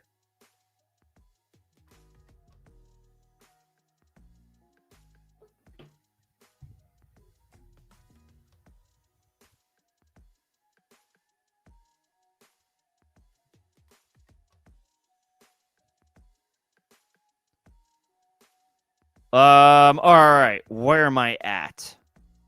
Appreciate everybody coming in so far today. Thanks for coming in and hanging out. Appreciate y'all's patience as I work through these questions, and for you guys just taking the time in general to come talk shop. I'm just going to reiterate for anybody who is just joining, welcome in if you are, that I will be getting to member questions first as they pop up. That is a perk of being a member of the channel. If you are interested in becoming a member, those details can be found in the first link in the description of this live stream. I will get to everybody else's questions as I see them, but I do just ask for some patience as I work through member questions first. So I see Evan, so let's get to that. This is a Superflex league. Genty, Penix, Lawrence. I mean, generally speaking, I want to play quarterbacks over in Superflex formats. I want to play quarterbacks over, over the skill position guys. I do think though that I would go Genty over Penix and Lawrence, especially if it's full PPR, because then at least you get that little extra boost for catches. Unless it's like 6-point passing touchdowns. If it's 6-point passing touchdowns, then okay, fine. Let's maybe go with the quarterbacks. And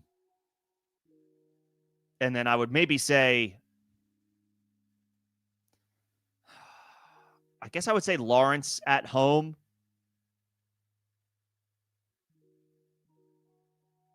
I would say either Lawrence or Genty. If it's 6-point passing touchdowns, then I'll say Lawrence.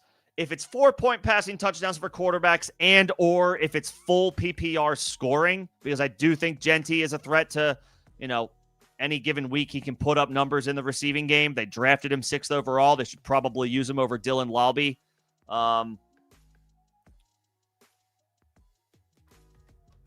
4-point passing touchdowns and or full PPR, I'll say Genty. But if it's 6-point passing touchdowns, then I'll say Lawrence. It's 4 points.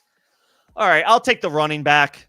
I'll take the running back and hope that he comes through with some volume in a better matchup this week than he had the first 2 weeks to start his career. New England and the LA Chargers. That's a tough way to open your NFL career as a running back. Those are two pretty good run defenses. Or at least they have good pieces anyway. I'll bet on Genty to do a little bit better tomorrow against Washington. Yeah. I'll take Genty. It's close.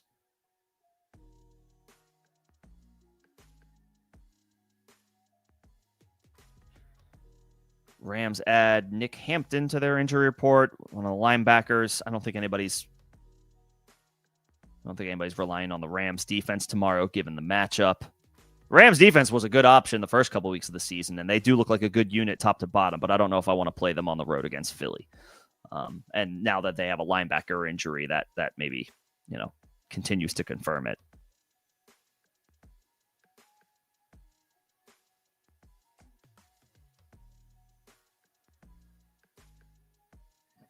Yeah. Okay. I did not lose my spot. Should you roster Christian Kirk or Najee over Samson? I'm okay with Najee. Najee got a lot more work in week 2, and it looks like, the concerns that we had about his eye injury in the offseason may not have been legitimate. And I'm not saying that to fault anybody. It severely looked like Najee might have an issue getting on the field after all of the time missed in training camp, but he got in there week 2 and he looked pretty good. I guess he's looked better than Amari and Hampton. And Samson might be losing work to Quinshon Judkins, who, whatever happened, is Quinshon Judkins just going to not get suspended by the league?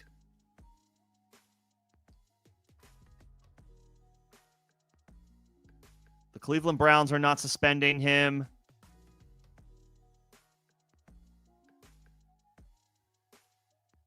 It's just,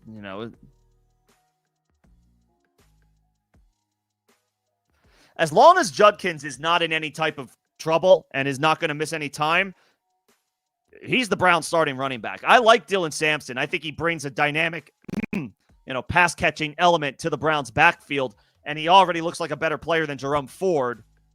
But he's not going to see work over Quinshon Judkins as Quinshon Judkins continues to get more acclimated into the Browns offense. Najee, I think, is a greater threat to remain a thorn in Amari and Hampton's side than Samson is to remain in Judkins' side. So I think it's fine to pick up Najee and drop Samson. I'm okay with that. Not Christian Kirk. Not at this point of his career. We need to see how Christian Kirk looks after missing, all this time last year and the start of the season. And I think he suffered a season-ending injury in 2024 as well. Or 2023. 2023 or 2024. One of those two. Maybe it was 2023. Either way, Christian Kirk has racked up the injuries in recent years and to the tune of season enders. Like 2 out of the past 3 years. So I need to see something from Christian Kirk before I even think about looking at him as a bench stash.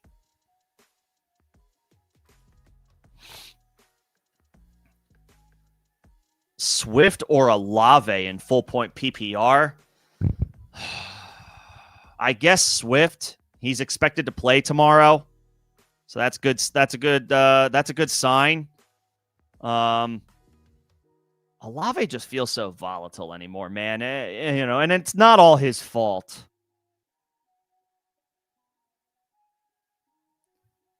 But, you know, he's dominating targets. He's got 23 targets through 2 weeks. That's great. And he's cleared 50 yards receiving both weeks. That's also great. The problem is that's where the positives end, because he had 54 yards receiving both weeks. He did it on some decent volume. 7 catches week 1, 6 catches week 2. He's been nothing more than a wide receiver 3. And I know DeAndre Swift isn't that good, but at least he's a starting running back getting volume. And has been an RB2. He was at least a low-end RB2 last week, and he's at home in a good matchup this week. He is expected to play as well after being on the injury report with a hamstring injury. The hamstring injury is also, kind of concerning. But then again, on the other hand, Olave's concussion history is concerning for him. One bad hit, and he's not going to be out for a week. He's going to be out for a month. I don't mean to say that facetiously. I genuinely hope Chris Olave maintains a clean bill of health, not just for the rest of his playing days, for the rest of his life. But he has suffered a lot of concussions, and that just makes him more susceptible to potentially another one. So, we're dealing with I feel like we're dealing with some ticking time bombs here. So I guess I'll go with the running back. I'll go with Swift, but I don't have a ton of confidence in either one.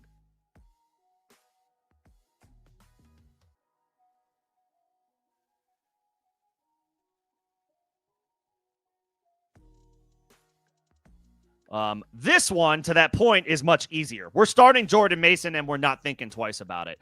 Aaron Jones is on injured reserve.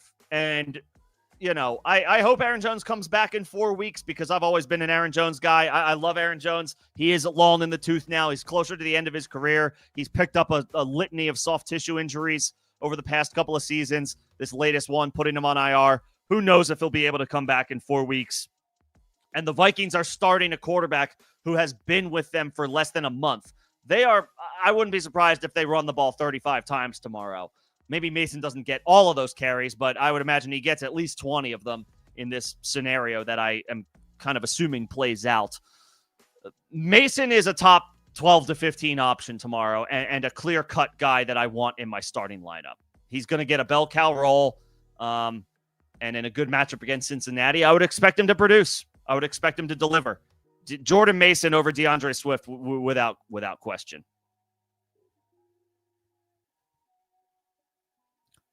And no, you're not.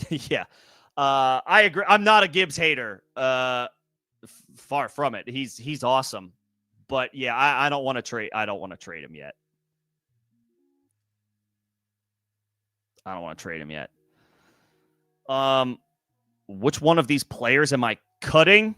The guy that I didn't draft, which is Hollywood Brown.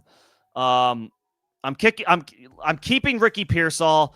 I'm keeping T. Higgins because I feel like I have to. I don't feel great about the Jake Browning situation for T. The track record of Jake Browning to T. Higgins is less than ideal. That doesn't mean that it can't course correct. But nevertheless, T. Higgins is also just a really good player, and so I can't get. I'm not subjecting T. Higgins to waivers. I'm just not doing that. Ricky, I'm not cutting, and DeAndre Swift, for all of his issues, is at least a viable running back that can provide some depth. So I'm not cutting him either. It's Hollywood. If you have to cut one of these guys, I don't know who you have to. I don't know what roster move you have to make, or if you're activating somebody off injured reserve or whatever, but it's Marquise Brown. I mean, he's going to lose his job eventually. Xavier Worthy is going to come back. Rashee Rice is going to come back. When either one of those, whoever comes back first, I don't know if it's going to be Rice or Worthy at this point, because Worthy's dealing with a dislocated shoulder. Whoever comes back is going to make Hollywood Brown expendable the second they do come back.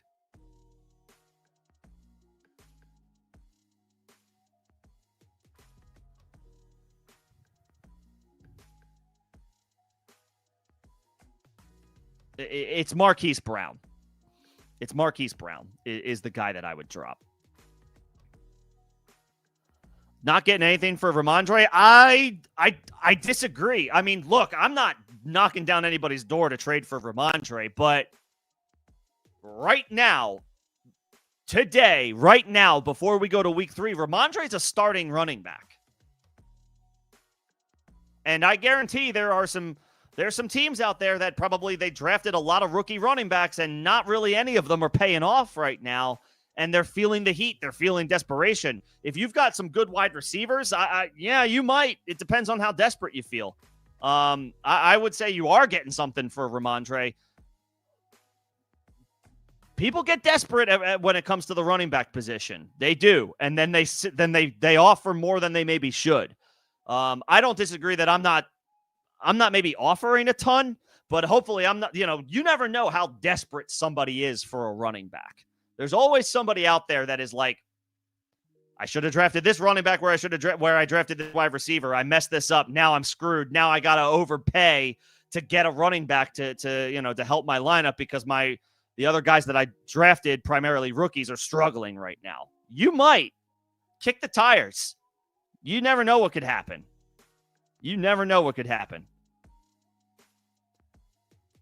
Oh, cut from this week's lineup? Still Marquise Brown. Yeah, still Marquise Brown. That's my answer.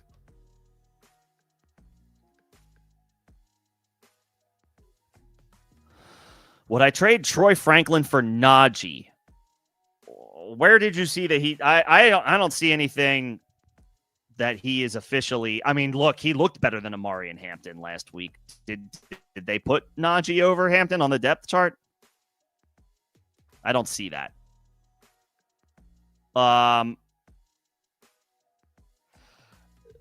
Nevertheless, well, first of all, I don't want to trade for Tyrone Tracy. If anything, I want to cut Tyrone Tracy. Tyrone Tracy, I don't think is much of anything. Respectfully, I don't want to acquire Tyrone Tracy for anything. I mean, so it depends. Trade questions are always very loaded. Does it help your team? And that may sound like a blanket question, but are you thin at running back? Do you have Amari and Hampton? And therefore, if you grab Najee Harris, now you have the handcuff.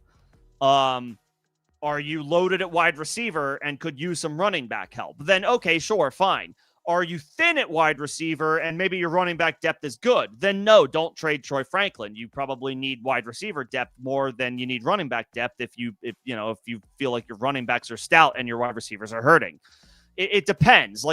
Every trade should come with the question that you yourself ask. This goes for everybody. Am I making my team better? Not am I winning the trade? And I know that that's not the question that you asked here, but it's just when it comes to trades, does it make your team better? Are you trading from a position of strength and addressing a position of weakness? If you are, blanket statement, then I would say do the deal. If you're making your team better by boosting something that is currently weak, then do it. But if you don't really like your wide receivers and you're trading one of them to get a running back that you don't necessarily need, then it's okay, well, why would I don't necessarily want to do that.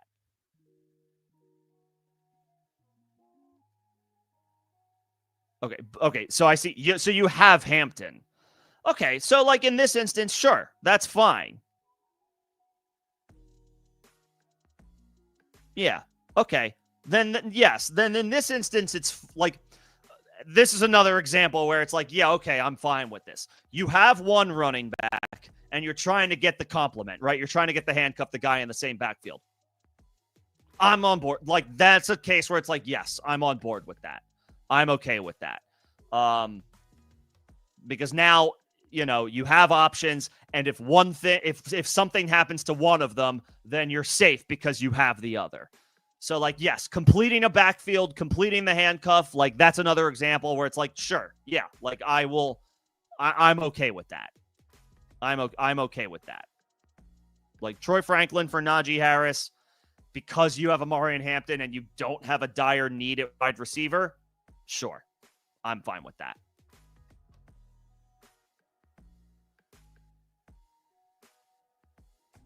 Yeah, I'm fine with that.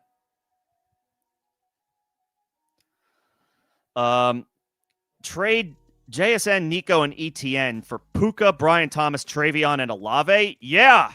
Yes. Immediately. Immediately. Right now. Whatever you're doing, stop what you're doing. Run, don't walk, and smash accept. Puka might be the wide receiver one. and then you get to buy low on TreVeyon Henderson, I'm all in on that. And you get to buy low on Brian Thomas. Olave's a nice throw-in. I'm all in. Yes. Look, JSN is great. Like, he's been really good, but I don't know that he's wide receiver 1 overall. I think Puka it could be wide receiver 1 overall. I like Nico quite a bit, but kind of off to a slow start. And then ETN is off to a good start to his credit. So that's a little bit of a tough pill to swallow, but you're still getting a running back in return, a running back that I'm high on in TreVeyon Henderson. I know it hasn't materialized yet. It might not materialize for another couple of weeks, but rookie running backs generally see their roles expand as the season progresses. So if you can be patient, if you don't necessarily need to rely on TreVeyon Henderson right now, if you have other running backs that you can pivot to while you wait for TreVeyon to emerge, and you get to acquire Puka, who is the stud of studs, and you can get a buy low on both Brian Thomas and Henderson, I'd say yes. I say yes, mostly because of Puka. But the other pieces in this trade make it enticing for me as well. I would do this deal. I would do this deal. I mean, no, JSN and Nico are great, and ETN's off to a great start. Puka alone is like, yeah, I want Puka. I absolutely want Puka if I can get him. Dude is a stud. Dude is the stud. Puka is the guy. Like, we might be talking about like offensive player of the year type stuff with Puka. I don't want to overreact. It's just 2 weeks. I know a lot can happen, but like, he's so freaking good, man. He's so. There's your hashtag analysis for Puka Nacua. He is just freaking awesome. That's all I have to say about Puka Nacua. I'm good with that. I am good with that trade. Start 1. Devontae, Jawan Jennings, Hampton, Scatabo, Dobbins, Troy Franklin. Devontae Smith is a little tough to trust right now. Just because the Eagles' passing attack has been pretty bad. This is a slightly better matchup for them. The Rams had to put Witherspoon on injured reserve. There's one of their starting cornerbacks. So that's a loss for their secondary. Is Jawan Jennings going to play? I know he was on the injury report and he had a nice game last week. If he's questionable by virtue, I would probably rank Devontae ahead of him. He is questionable. Unable to practice on Wednesday or Thursday. Did he get a limited session in on Friday? It doesn't look like he did. Not spotted at practice on Friday. So I don't think I would play Jennings. Hampton, I can't trust right now. Scatabo is interesting, but it's a bad matchup, and we don't know definitively that he's taken over the backfield yet. I like Dobbins. But it is a tougher matchup against the Chargers. It's a revenge game for Dobbins because he was a Charger just last year, but it is a tough matchup. I think my answer here is Devontae Smith, especially if it's full PPR. If it's standard scoring, I don't know what the scoring is. If it's standard scoring and you want to go Dobbins, sure, that's fine. But I think if it's half or full PPR, I would go with Devontae Smith. The Eagles are off to a bad start on offense. It's well documented at this point. But Devontae Smith is still a baller. I personally think he's the most talented player of this list, of this group. And sometimes that's just what I want to bet on, the best talent. And I think of these names, Devontae Smith is the best player. At home, against a good offense in the Rams that could force the Eagles to have to air it out a little bit more. I'll take Devontae Smith from this group. I will buy into Devontae Smith for one more week. And he did make a big play last week, on a 50-50 ball. So hopefully that hopefully we get some momentum from Davante that translates into a little bit more volume. I'll take Davante at home.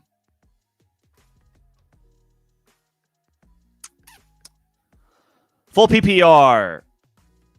What moves should be done? I mean, this is a loaded question. CD, Puka, Jefferson. How'd you end up with all those wide receivers? I mean, the ballsy move would be to trade the ballsy move here would be to trade Justin Jefferson for a stronger running back. If you have, I don't know how you ended up with all three wide. I'm curious if this is like a keeper, if this is a keeper league or what. That's impressive that you got those three wide receivers. Or maybe it's not a super flex league. Maybe it's a league that just dominates. People just draft running backs super high. We see those leagues frequently enough where I guess that's not super surprising. Nevertheless, that's an incredible collection of wide receivers. My advice would be trade Justin Jefferson for a big boost at running back, because that's what Justin Jefferson will command. You can get a Devon Achane, a Chase Brown. I know Chase Brown seems volatile because no Joe Burrow, but Jefferson's quarterback situation is also volatile right now. So tit for tat. You're probably not going to get McCaffrey. You're not going to get, Bijan or Saquon or Jonathan Taylor, or Derrick Henry. I mean, you could try. I don't know if you will, but that's what I would do. Keep CD, because the Cowboys are going to have to throw the ball a million times a game and score 30 points a game because their defense is giving up a lot of production. And Puka, I just got done talking about as maybe the best receiver in the NFL. You traded all your running backs. Well, then trade back for another one.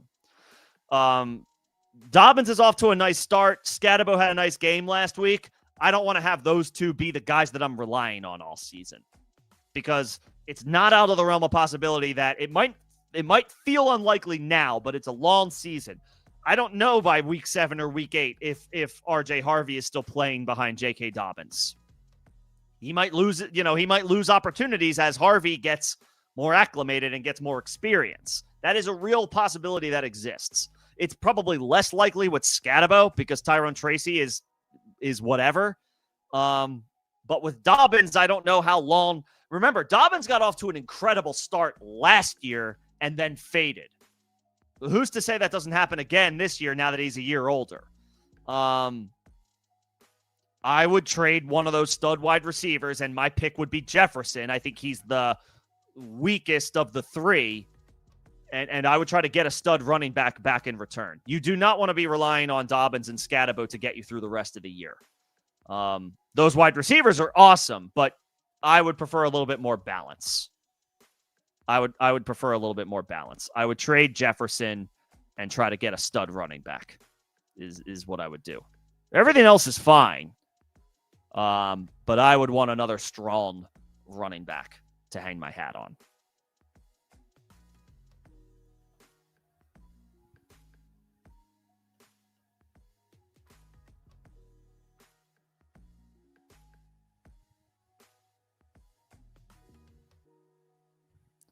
See if there's any other injury updates. Typically not at this point, but we'll see. Would I trade Kupp for Olave? I'd rather have Olave.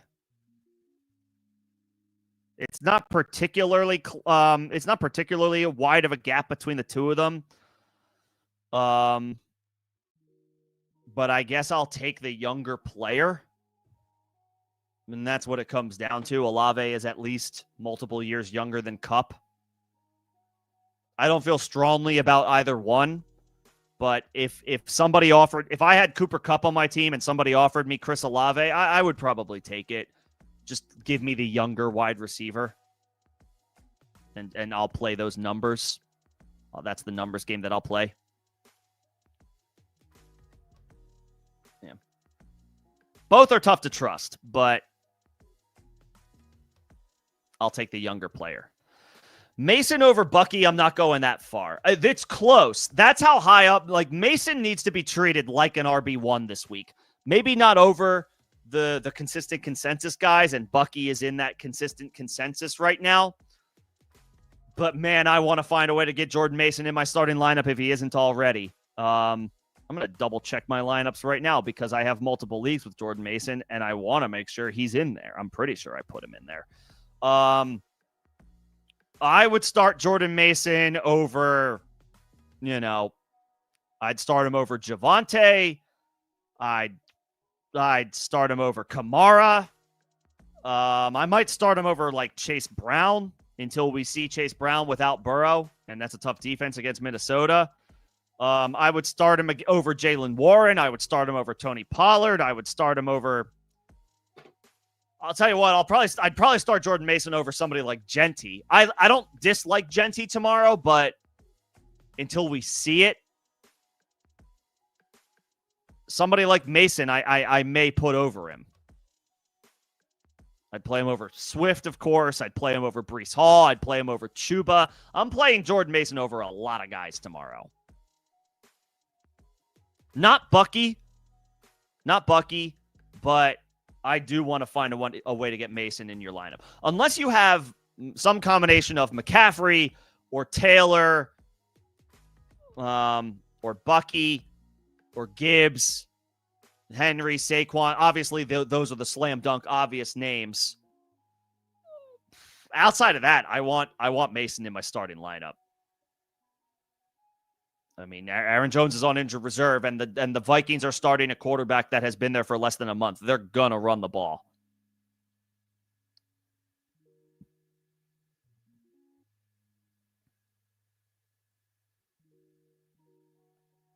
Yeah.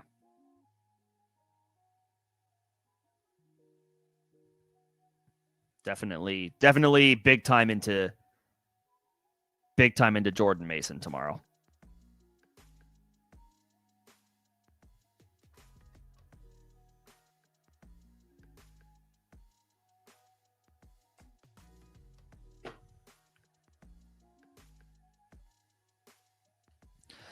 Half PPR, Dobbins or Jacoby Myers? Dobbins gets the Chargers. Myers gets the Commanders. Myers?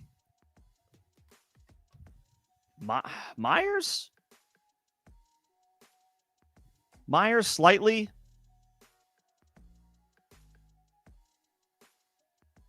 I mean, he's a wide receiver 2. Dobbins is a low end RB2. I don't know how I don't know how hobbled Brock Bowers currently is. Obviously, he battled through a knee injury in week 2. He's probably not 100% over it just yet, especially because he played. Myers,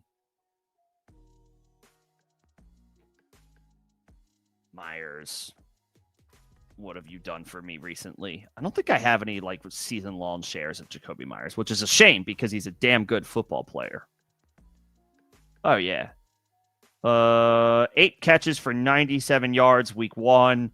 6 catches for 68 yards week 2. That's not bad. It's obviously not ideal, but it's usable, and he got 12 targets, so he absolutely could have done a little bit more with it. It was a brutal night for Geno. That was the main problem. So you're obviously hoping Geno bounces back and gets right, but I'll play Myers. He's just a freaking good, consistent football player. I'll no disrespect to J.K. Dobbins. He's been, you want to talk about resilience. That's J.K. Dobbins. I think I would go Myers. Especially in half PPR. You get that slight extra boost for the catch. I'll take Myers. He's a locked and loaded wide receiver 2 any given week. Dobbins is, could be an RB2, could be an RB3, and we just watched the Chargers gobble up Ashton Genty, so I'll take my chances with Myers. London or Tet? I'll go back to the well with London. We drafted London to be a wide receiver 1. We drafted him in the 2nd round. Tet's been quite good, and he gets a matchup boost, right, with no AJ Terrell tomorrow for Atlanta. So that's helpful, but we drafted London to be an alpha. I don't want to move off of him so quickly. I know it was a bad week 2. And fumbles for wide receivers are rare. London fumbled the football Sunday night in Minnesota. Not good, not acceptable. I will bank on a bounce back, and if Tet outperforms London this week, maybe we revisit this question with a little bit more like 50-50-ish as far as the analysis or the thought process. But I think right now, for one more week, I'm going to play the dude that I drafted in the second round, drafted to be my wide receiver 1, drafted to be one of my anchors, one of my studs. I'll take London. And there's nothing scary about the matchup against Carolina. Minnesota has a pretty good defense. Carolina does not. I'll take London.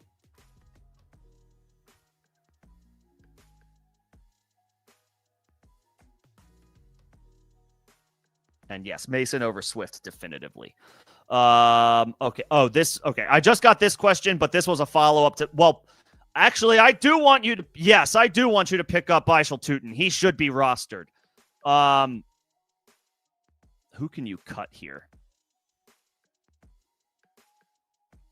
I mean, the answer is either Downs or Franklin. I would either cut Downs or Franklin, but I would cut either one of those two to add Tootin. Tootin should be on a roster. Yeah. Tootin should be on a roster. So yeah, I mean, I would say if you want, trade Franklin for Najee, still complete that backfield, and then cut Downs to pick up Tootin. I would do both. I would do both of those transactions. What has Josh Downs done? I like Josh Downs. I do. But Tyler Warren seems to be like taking all of his production. He had 6 for 50 last week on 8 targets. That's pretty good. But you have Justin Jefferson, you have Ladd McConkey, you have Devontae Smith, you have Jawan Jennings, you have Chris Olave. Like, I'd rather have a lot of running back depth than a lot of wide receiver depth when I have stud wide receivers that I can hang my hat on, and you have those. So I would do the Franklin for Najee trade, and I would pick up Tootin. I would pick up Tootin and drop Downs. That's fine with me. I'm not dying to drop Downs, but I do want to add Tootin. Now that Tank Bigsby is gone, he's out of there, I do want to add Tootin.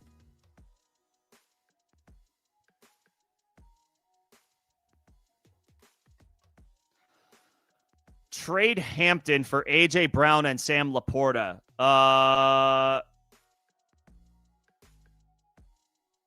You have Bijan. You have ETN. It's kind of a sell low for a sell low, right? Hampton's been blah, and so has A.J. Brown. But I would say you have a greater need at wide receiver than you do running back. Can you get... Maybe not. I was going to say, can you get a depth running back in the deal to complete it? But maybe not. You'd be getting Laporta to replace Evan Ingram. So actually, that's a boost too. I would like to know who your other depth running backs are. But I'm okay with this trade, I think, because you're getting the 2 for 1. You're selling low on a rookie who we obviously have a lot of belief in for a stud wide receiver. A.J. Brown is still a stud. I'm not letting these first 2 weeks of the season talk me out of thinking A.J. Brown is anything less than still a very, very good upper echelon football player and one of the better wide receivers in the NFL. And you'd be getting Laporta, Laporta's solid. He's not flashy, but he's solid, and he's definitely an upgrade over Evan Ingram. If you have some decent depth running backs, I'm okay with this trade. Or yes, the trade. I'm okay with this. I like Hampton, but to turn him into A.J. Brown and Sam Laporta when he's not doing anything himself, yeah, I'm good with that. You know, you have Bijan, so you're good at running back, and you could use a wide receiver. You could use a wide receiver and a tight end. So, yes, I'm okay with this trade. I don't normally You don't have, okay. I will just say, I don't normally like trading a running back without getting one in return. Even if it's like a running back that's multiple tiers lower than the guy I'm giving up, at least I'm getting some depth back. However, you are addressing two needs for the price of one, so I'm okay with the trade. I say I'm good with that.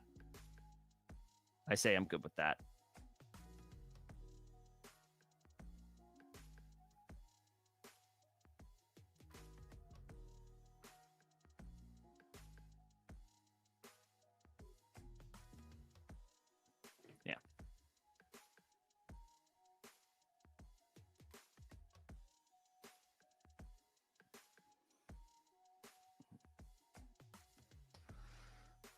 Swift, Ricky, Higgins, or Hollywood. I would still bench Hollywood here. I mean, I know Hollywood is going to get he's going to get all the opportunities because Xavier Worthy is still out and Rashee Rice is still suspended, but at least Swift is a starting running back in a good matchup. I actually quite like Ricky Pearsall. I didn't realize Jawan Jennings didn't practice yesterday. I knew he was questionable for this game, but he hasn't practiced all week. That's not great. So I actually quite like Ricky. I'm not going to lie. I don't love T. Higgins because of his history with Jake Browning, but T. Higgins is just a straight up much better player than Hollywood Brown.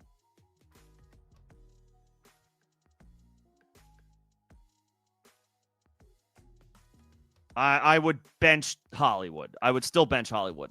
I know he's got a chance at some volume. He's just not. He's the lowest rated player that I have of these four players. So I would bench Hollywood. What are my thoughts on AJ Brown? He's still got it. It just hasn't materialized yet because the Eagles' passing attack as a whole is they're bad right now. They're bad. Week 1, Dallas did a good job of taking away the passing game. Week 2, it was just like general struggles. Hurts missed a couple of throws, so that's not great. So they've got a lot to work on. What I am confident about is that A.J. Brown is still a damn good football player. My thoughts as it pertains to fantasy is to throw out a trade offer to buy low on him. Like that, giving up Hampton, the previous question or a couple of questions ago, giving up Hampton for A.J. Brown and Sam Laporta when you have a clear need at tight end as well, in addition to wide receiver, that's a great, I love that offer. That's really good. Buy low on a stud. We want Amari and Hampton to be really good. We already know A.J. Brown is really good. He didn't fall off a cliff this season just because he's had a couple of bad performances. My thoughts on A.J. Brown: go send out a buy low offer and see what you can see what might get it done. If somebody's panicking on A.J. Brown in your league, take advantage of it. That's my thoughts. He's still a beast. And let's put it this way, if they don't figure this out, then that is an issue with the coaching staff more so than it is A.J. Brown, because we've seen him be a stud with Jalen Hurts throwing him the football.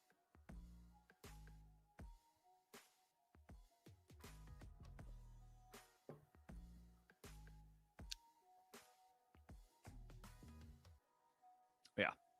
Make an offer for him.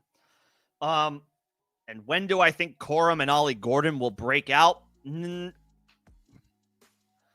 Define breakout. Are they taking Kyron Williams and Devon Achan's jobs? Because if that's the metric, then no. If it's, do they cut more into their workload, each of them?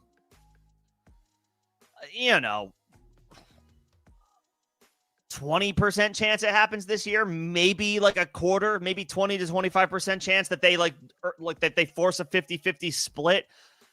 Kyron Williams just got paid. They just paid Kyron Williams a lot of money to be the starter. I know Corum got a little bit more involved last week, but Kyron's usage didn't change. He's still their 1A, and they paid him to be their 1A. He's still gonna get most of the work. And then Ollie Gordon, I mean, he did score. He scored his first touchdown on Thursday night against Buffalo, and that was great. Good for him. He still only got 25% of the snaps. Yes, he turned it into 9 carries. It's such a small sample size so far. And Devon Achane is still the superior talent. I mean, when do I think they will break out? I don't know that they will. They're solid complementary pieces, and if anything happens to the starter, then they become instantly fantasy relevant. But they're clear backups. I don't think this is like a Jordan Mason situation where he was gunning to take over the job from Aaron Jones, or, a highly drafted rookie this year like Travion Henderson to take the job from Ramondre Stevenson, or RJ Harvey to take the job from J.K. Dobbins, or Marion Hampton to take the job from Najee Harris. I don't think these are those situations. Because Achane is still a super young, exciting, explosive talent in his own right. And then with the Rams, with Kyren, they just paid him. They just paid him to be the dude. I would say they're not going to break out. Best case scenario, they play nice complementary roles, and they see a boost in opportunity if there's an injury. But I would leave it at that. They're certainly good holds if you have Kyren Williams or if you have Devon Achane, but they're handcuffs right now, and I don't see that changing for the foreseeable future. And then when are Kittle and Worthy coming back? Man, if I knew that, I'd be playing the lottery tonight. Hopefully for Kittle, it's in 4 weeks. They put him on injured reserve. So hopefully it's just a 4-game absence, which would be weeks 2, 3, 4, and 5, and he's back week 6. But that's anybody's guess right now. And then with Worthy, he's got a dislocated shoulder. He's been practicing, but ultimately still getting ruled out. I mean, we're hoping it's in the next couple of weeks, but that's anybody's guess. You're stashing. I mean, hopefully you have injured reserve spots right now where you can stash those guys, but it's anybody's guess, especially with Kittle. He's an older player dealing with a hamstring injury. Who knows how long that'll linger? Hopefully not long, but there's no way to know right now, And then Mariota or Penix, I'll say Mariota. I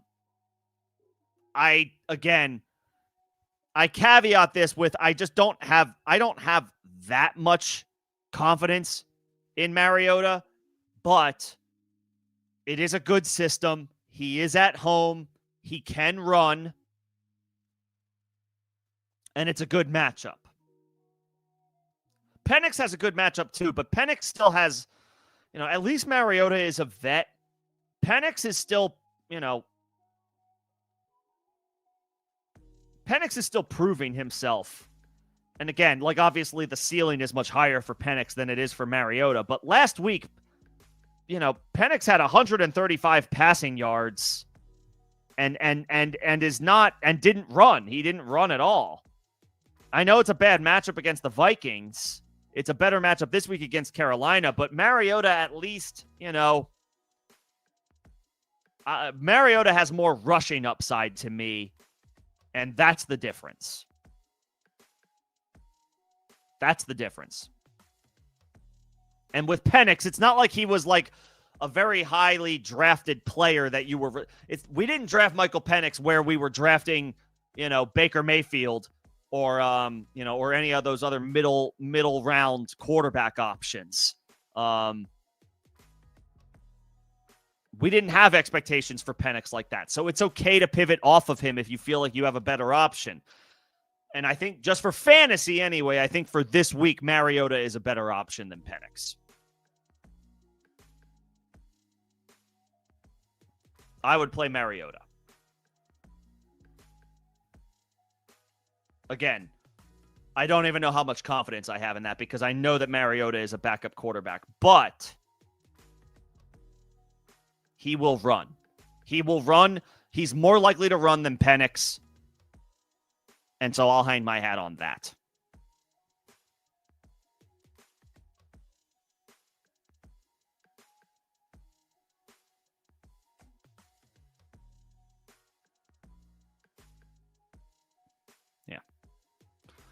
Okay.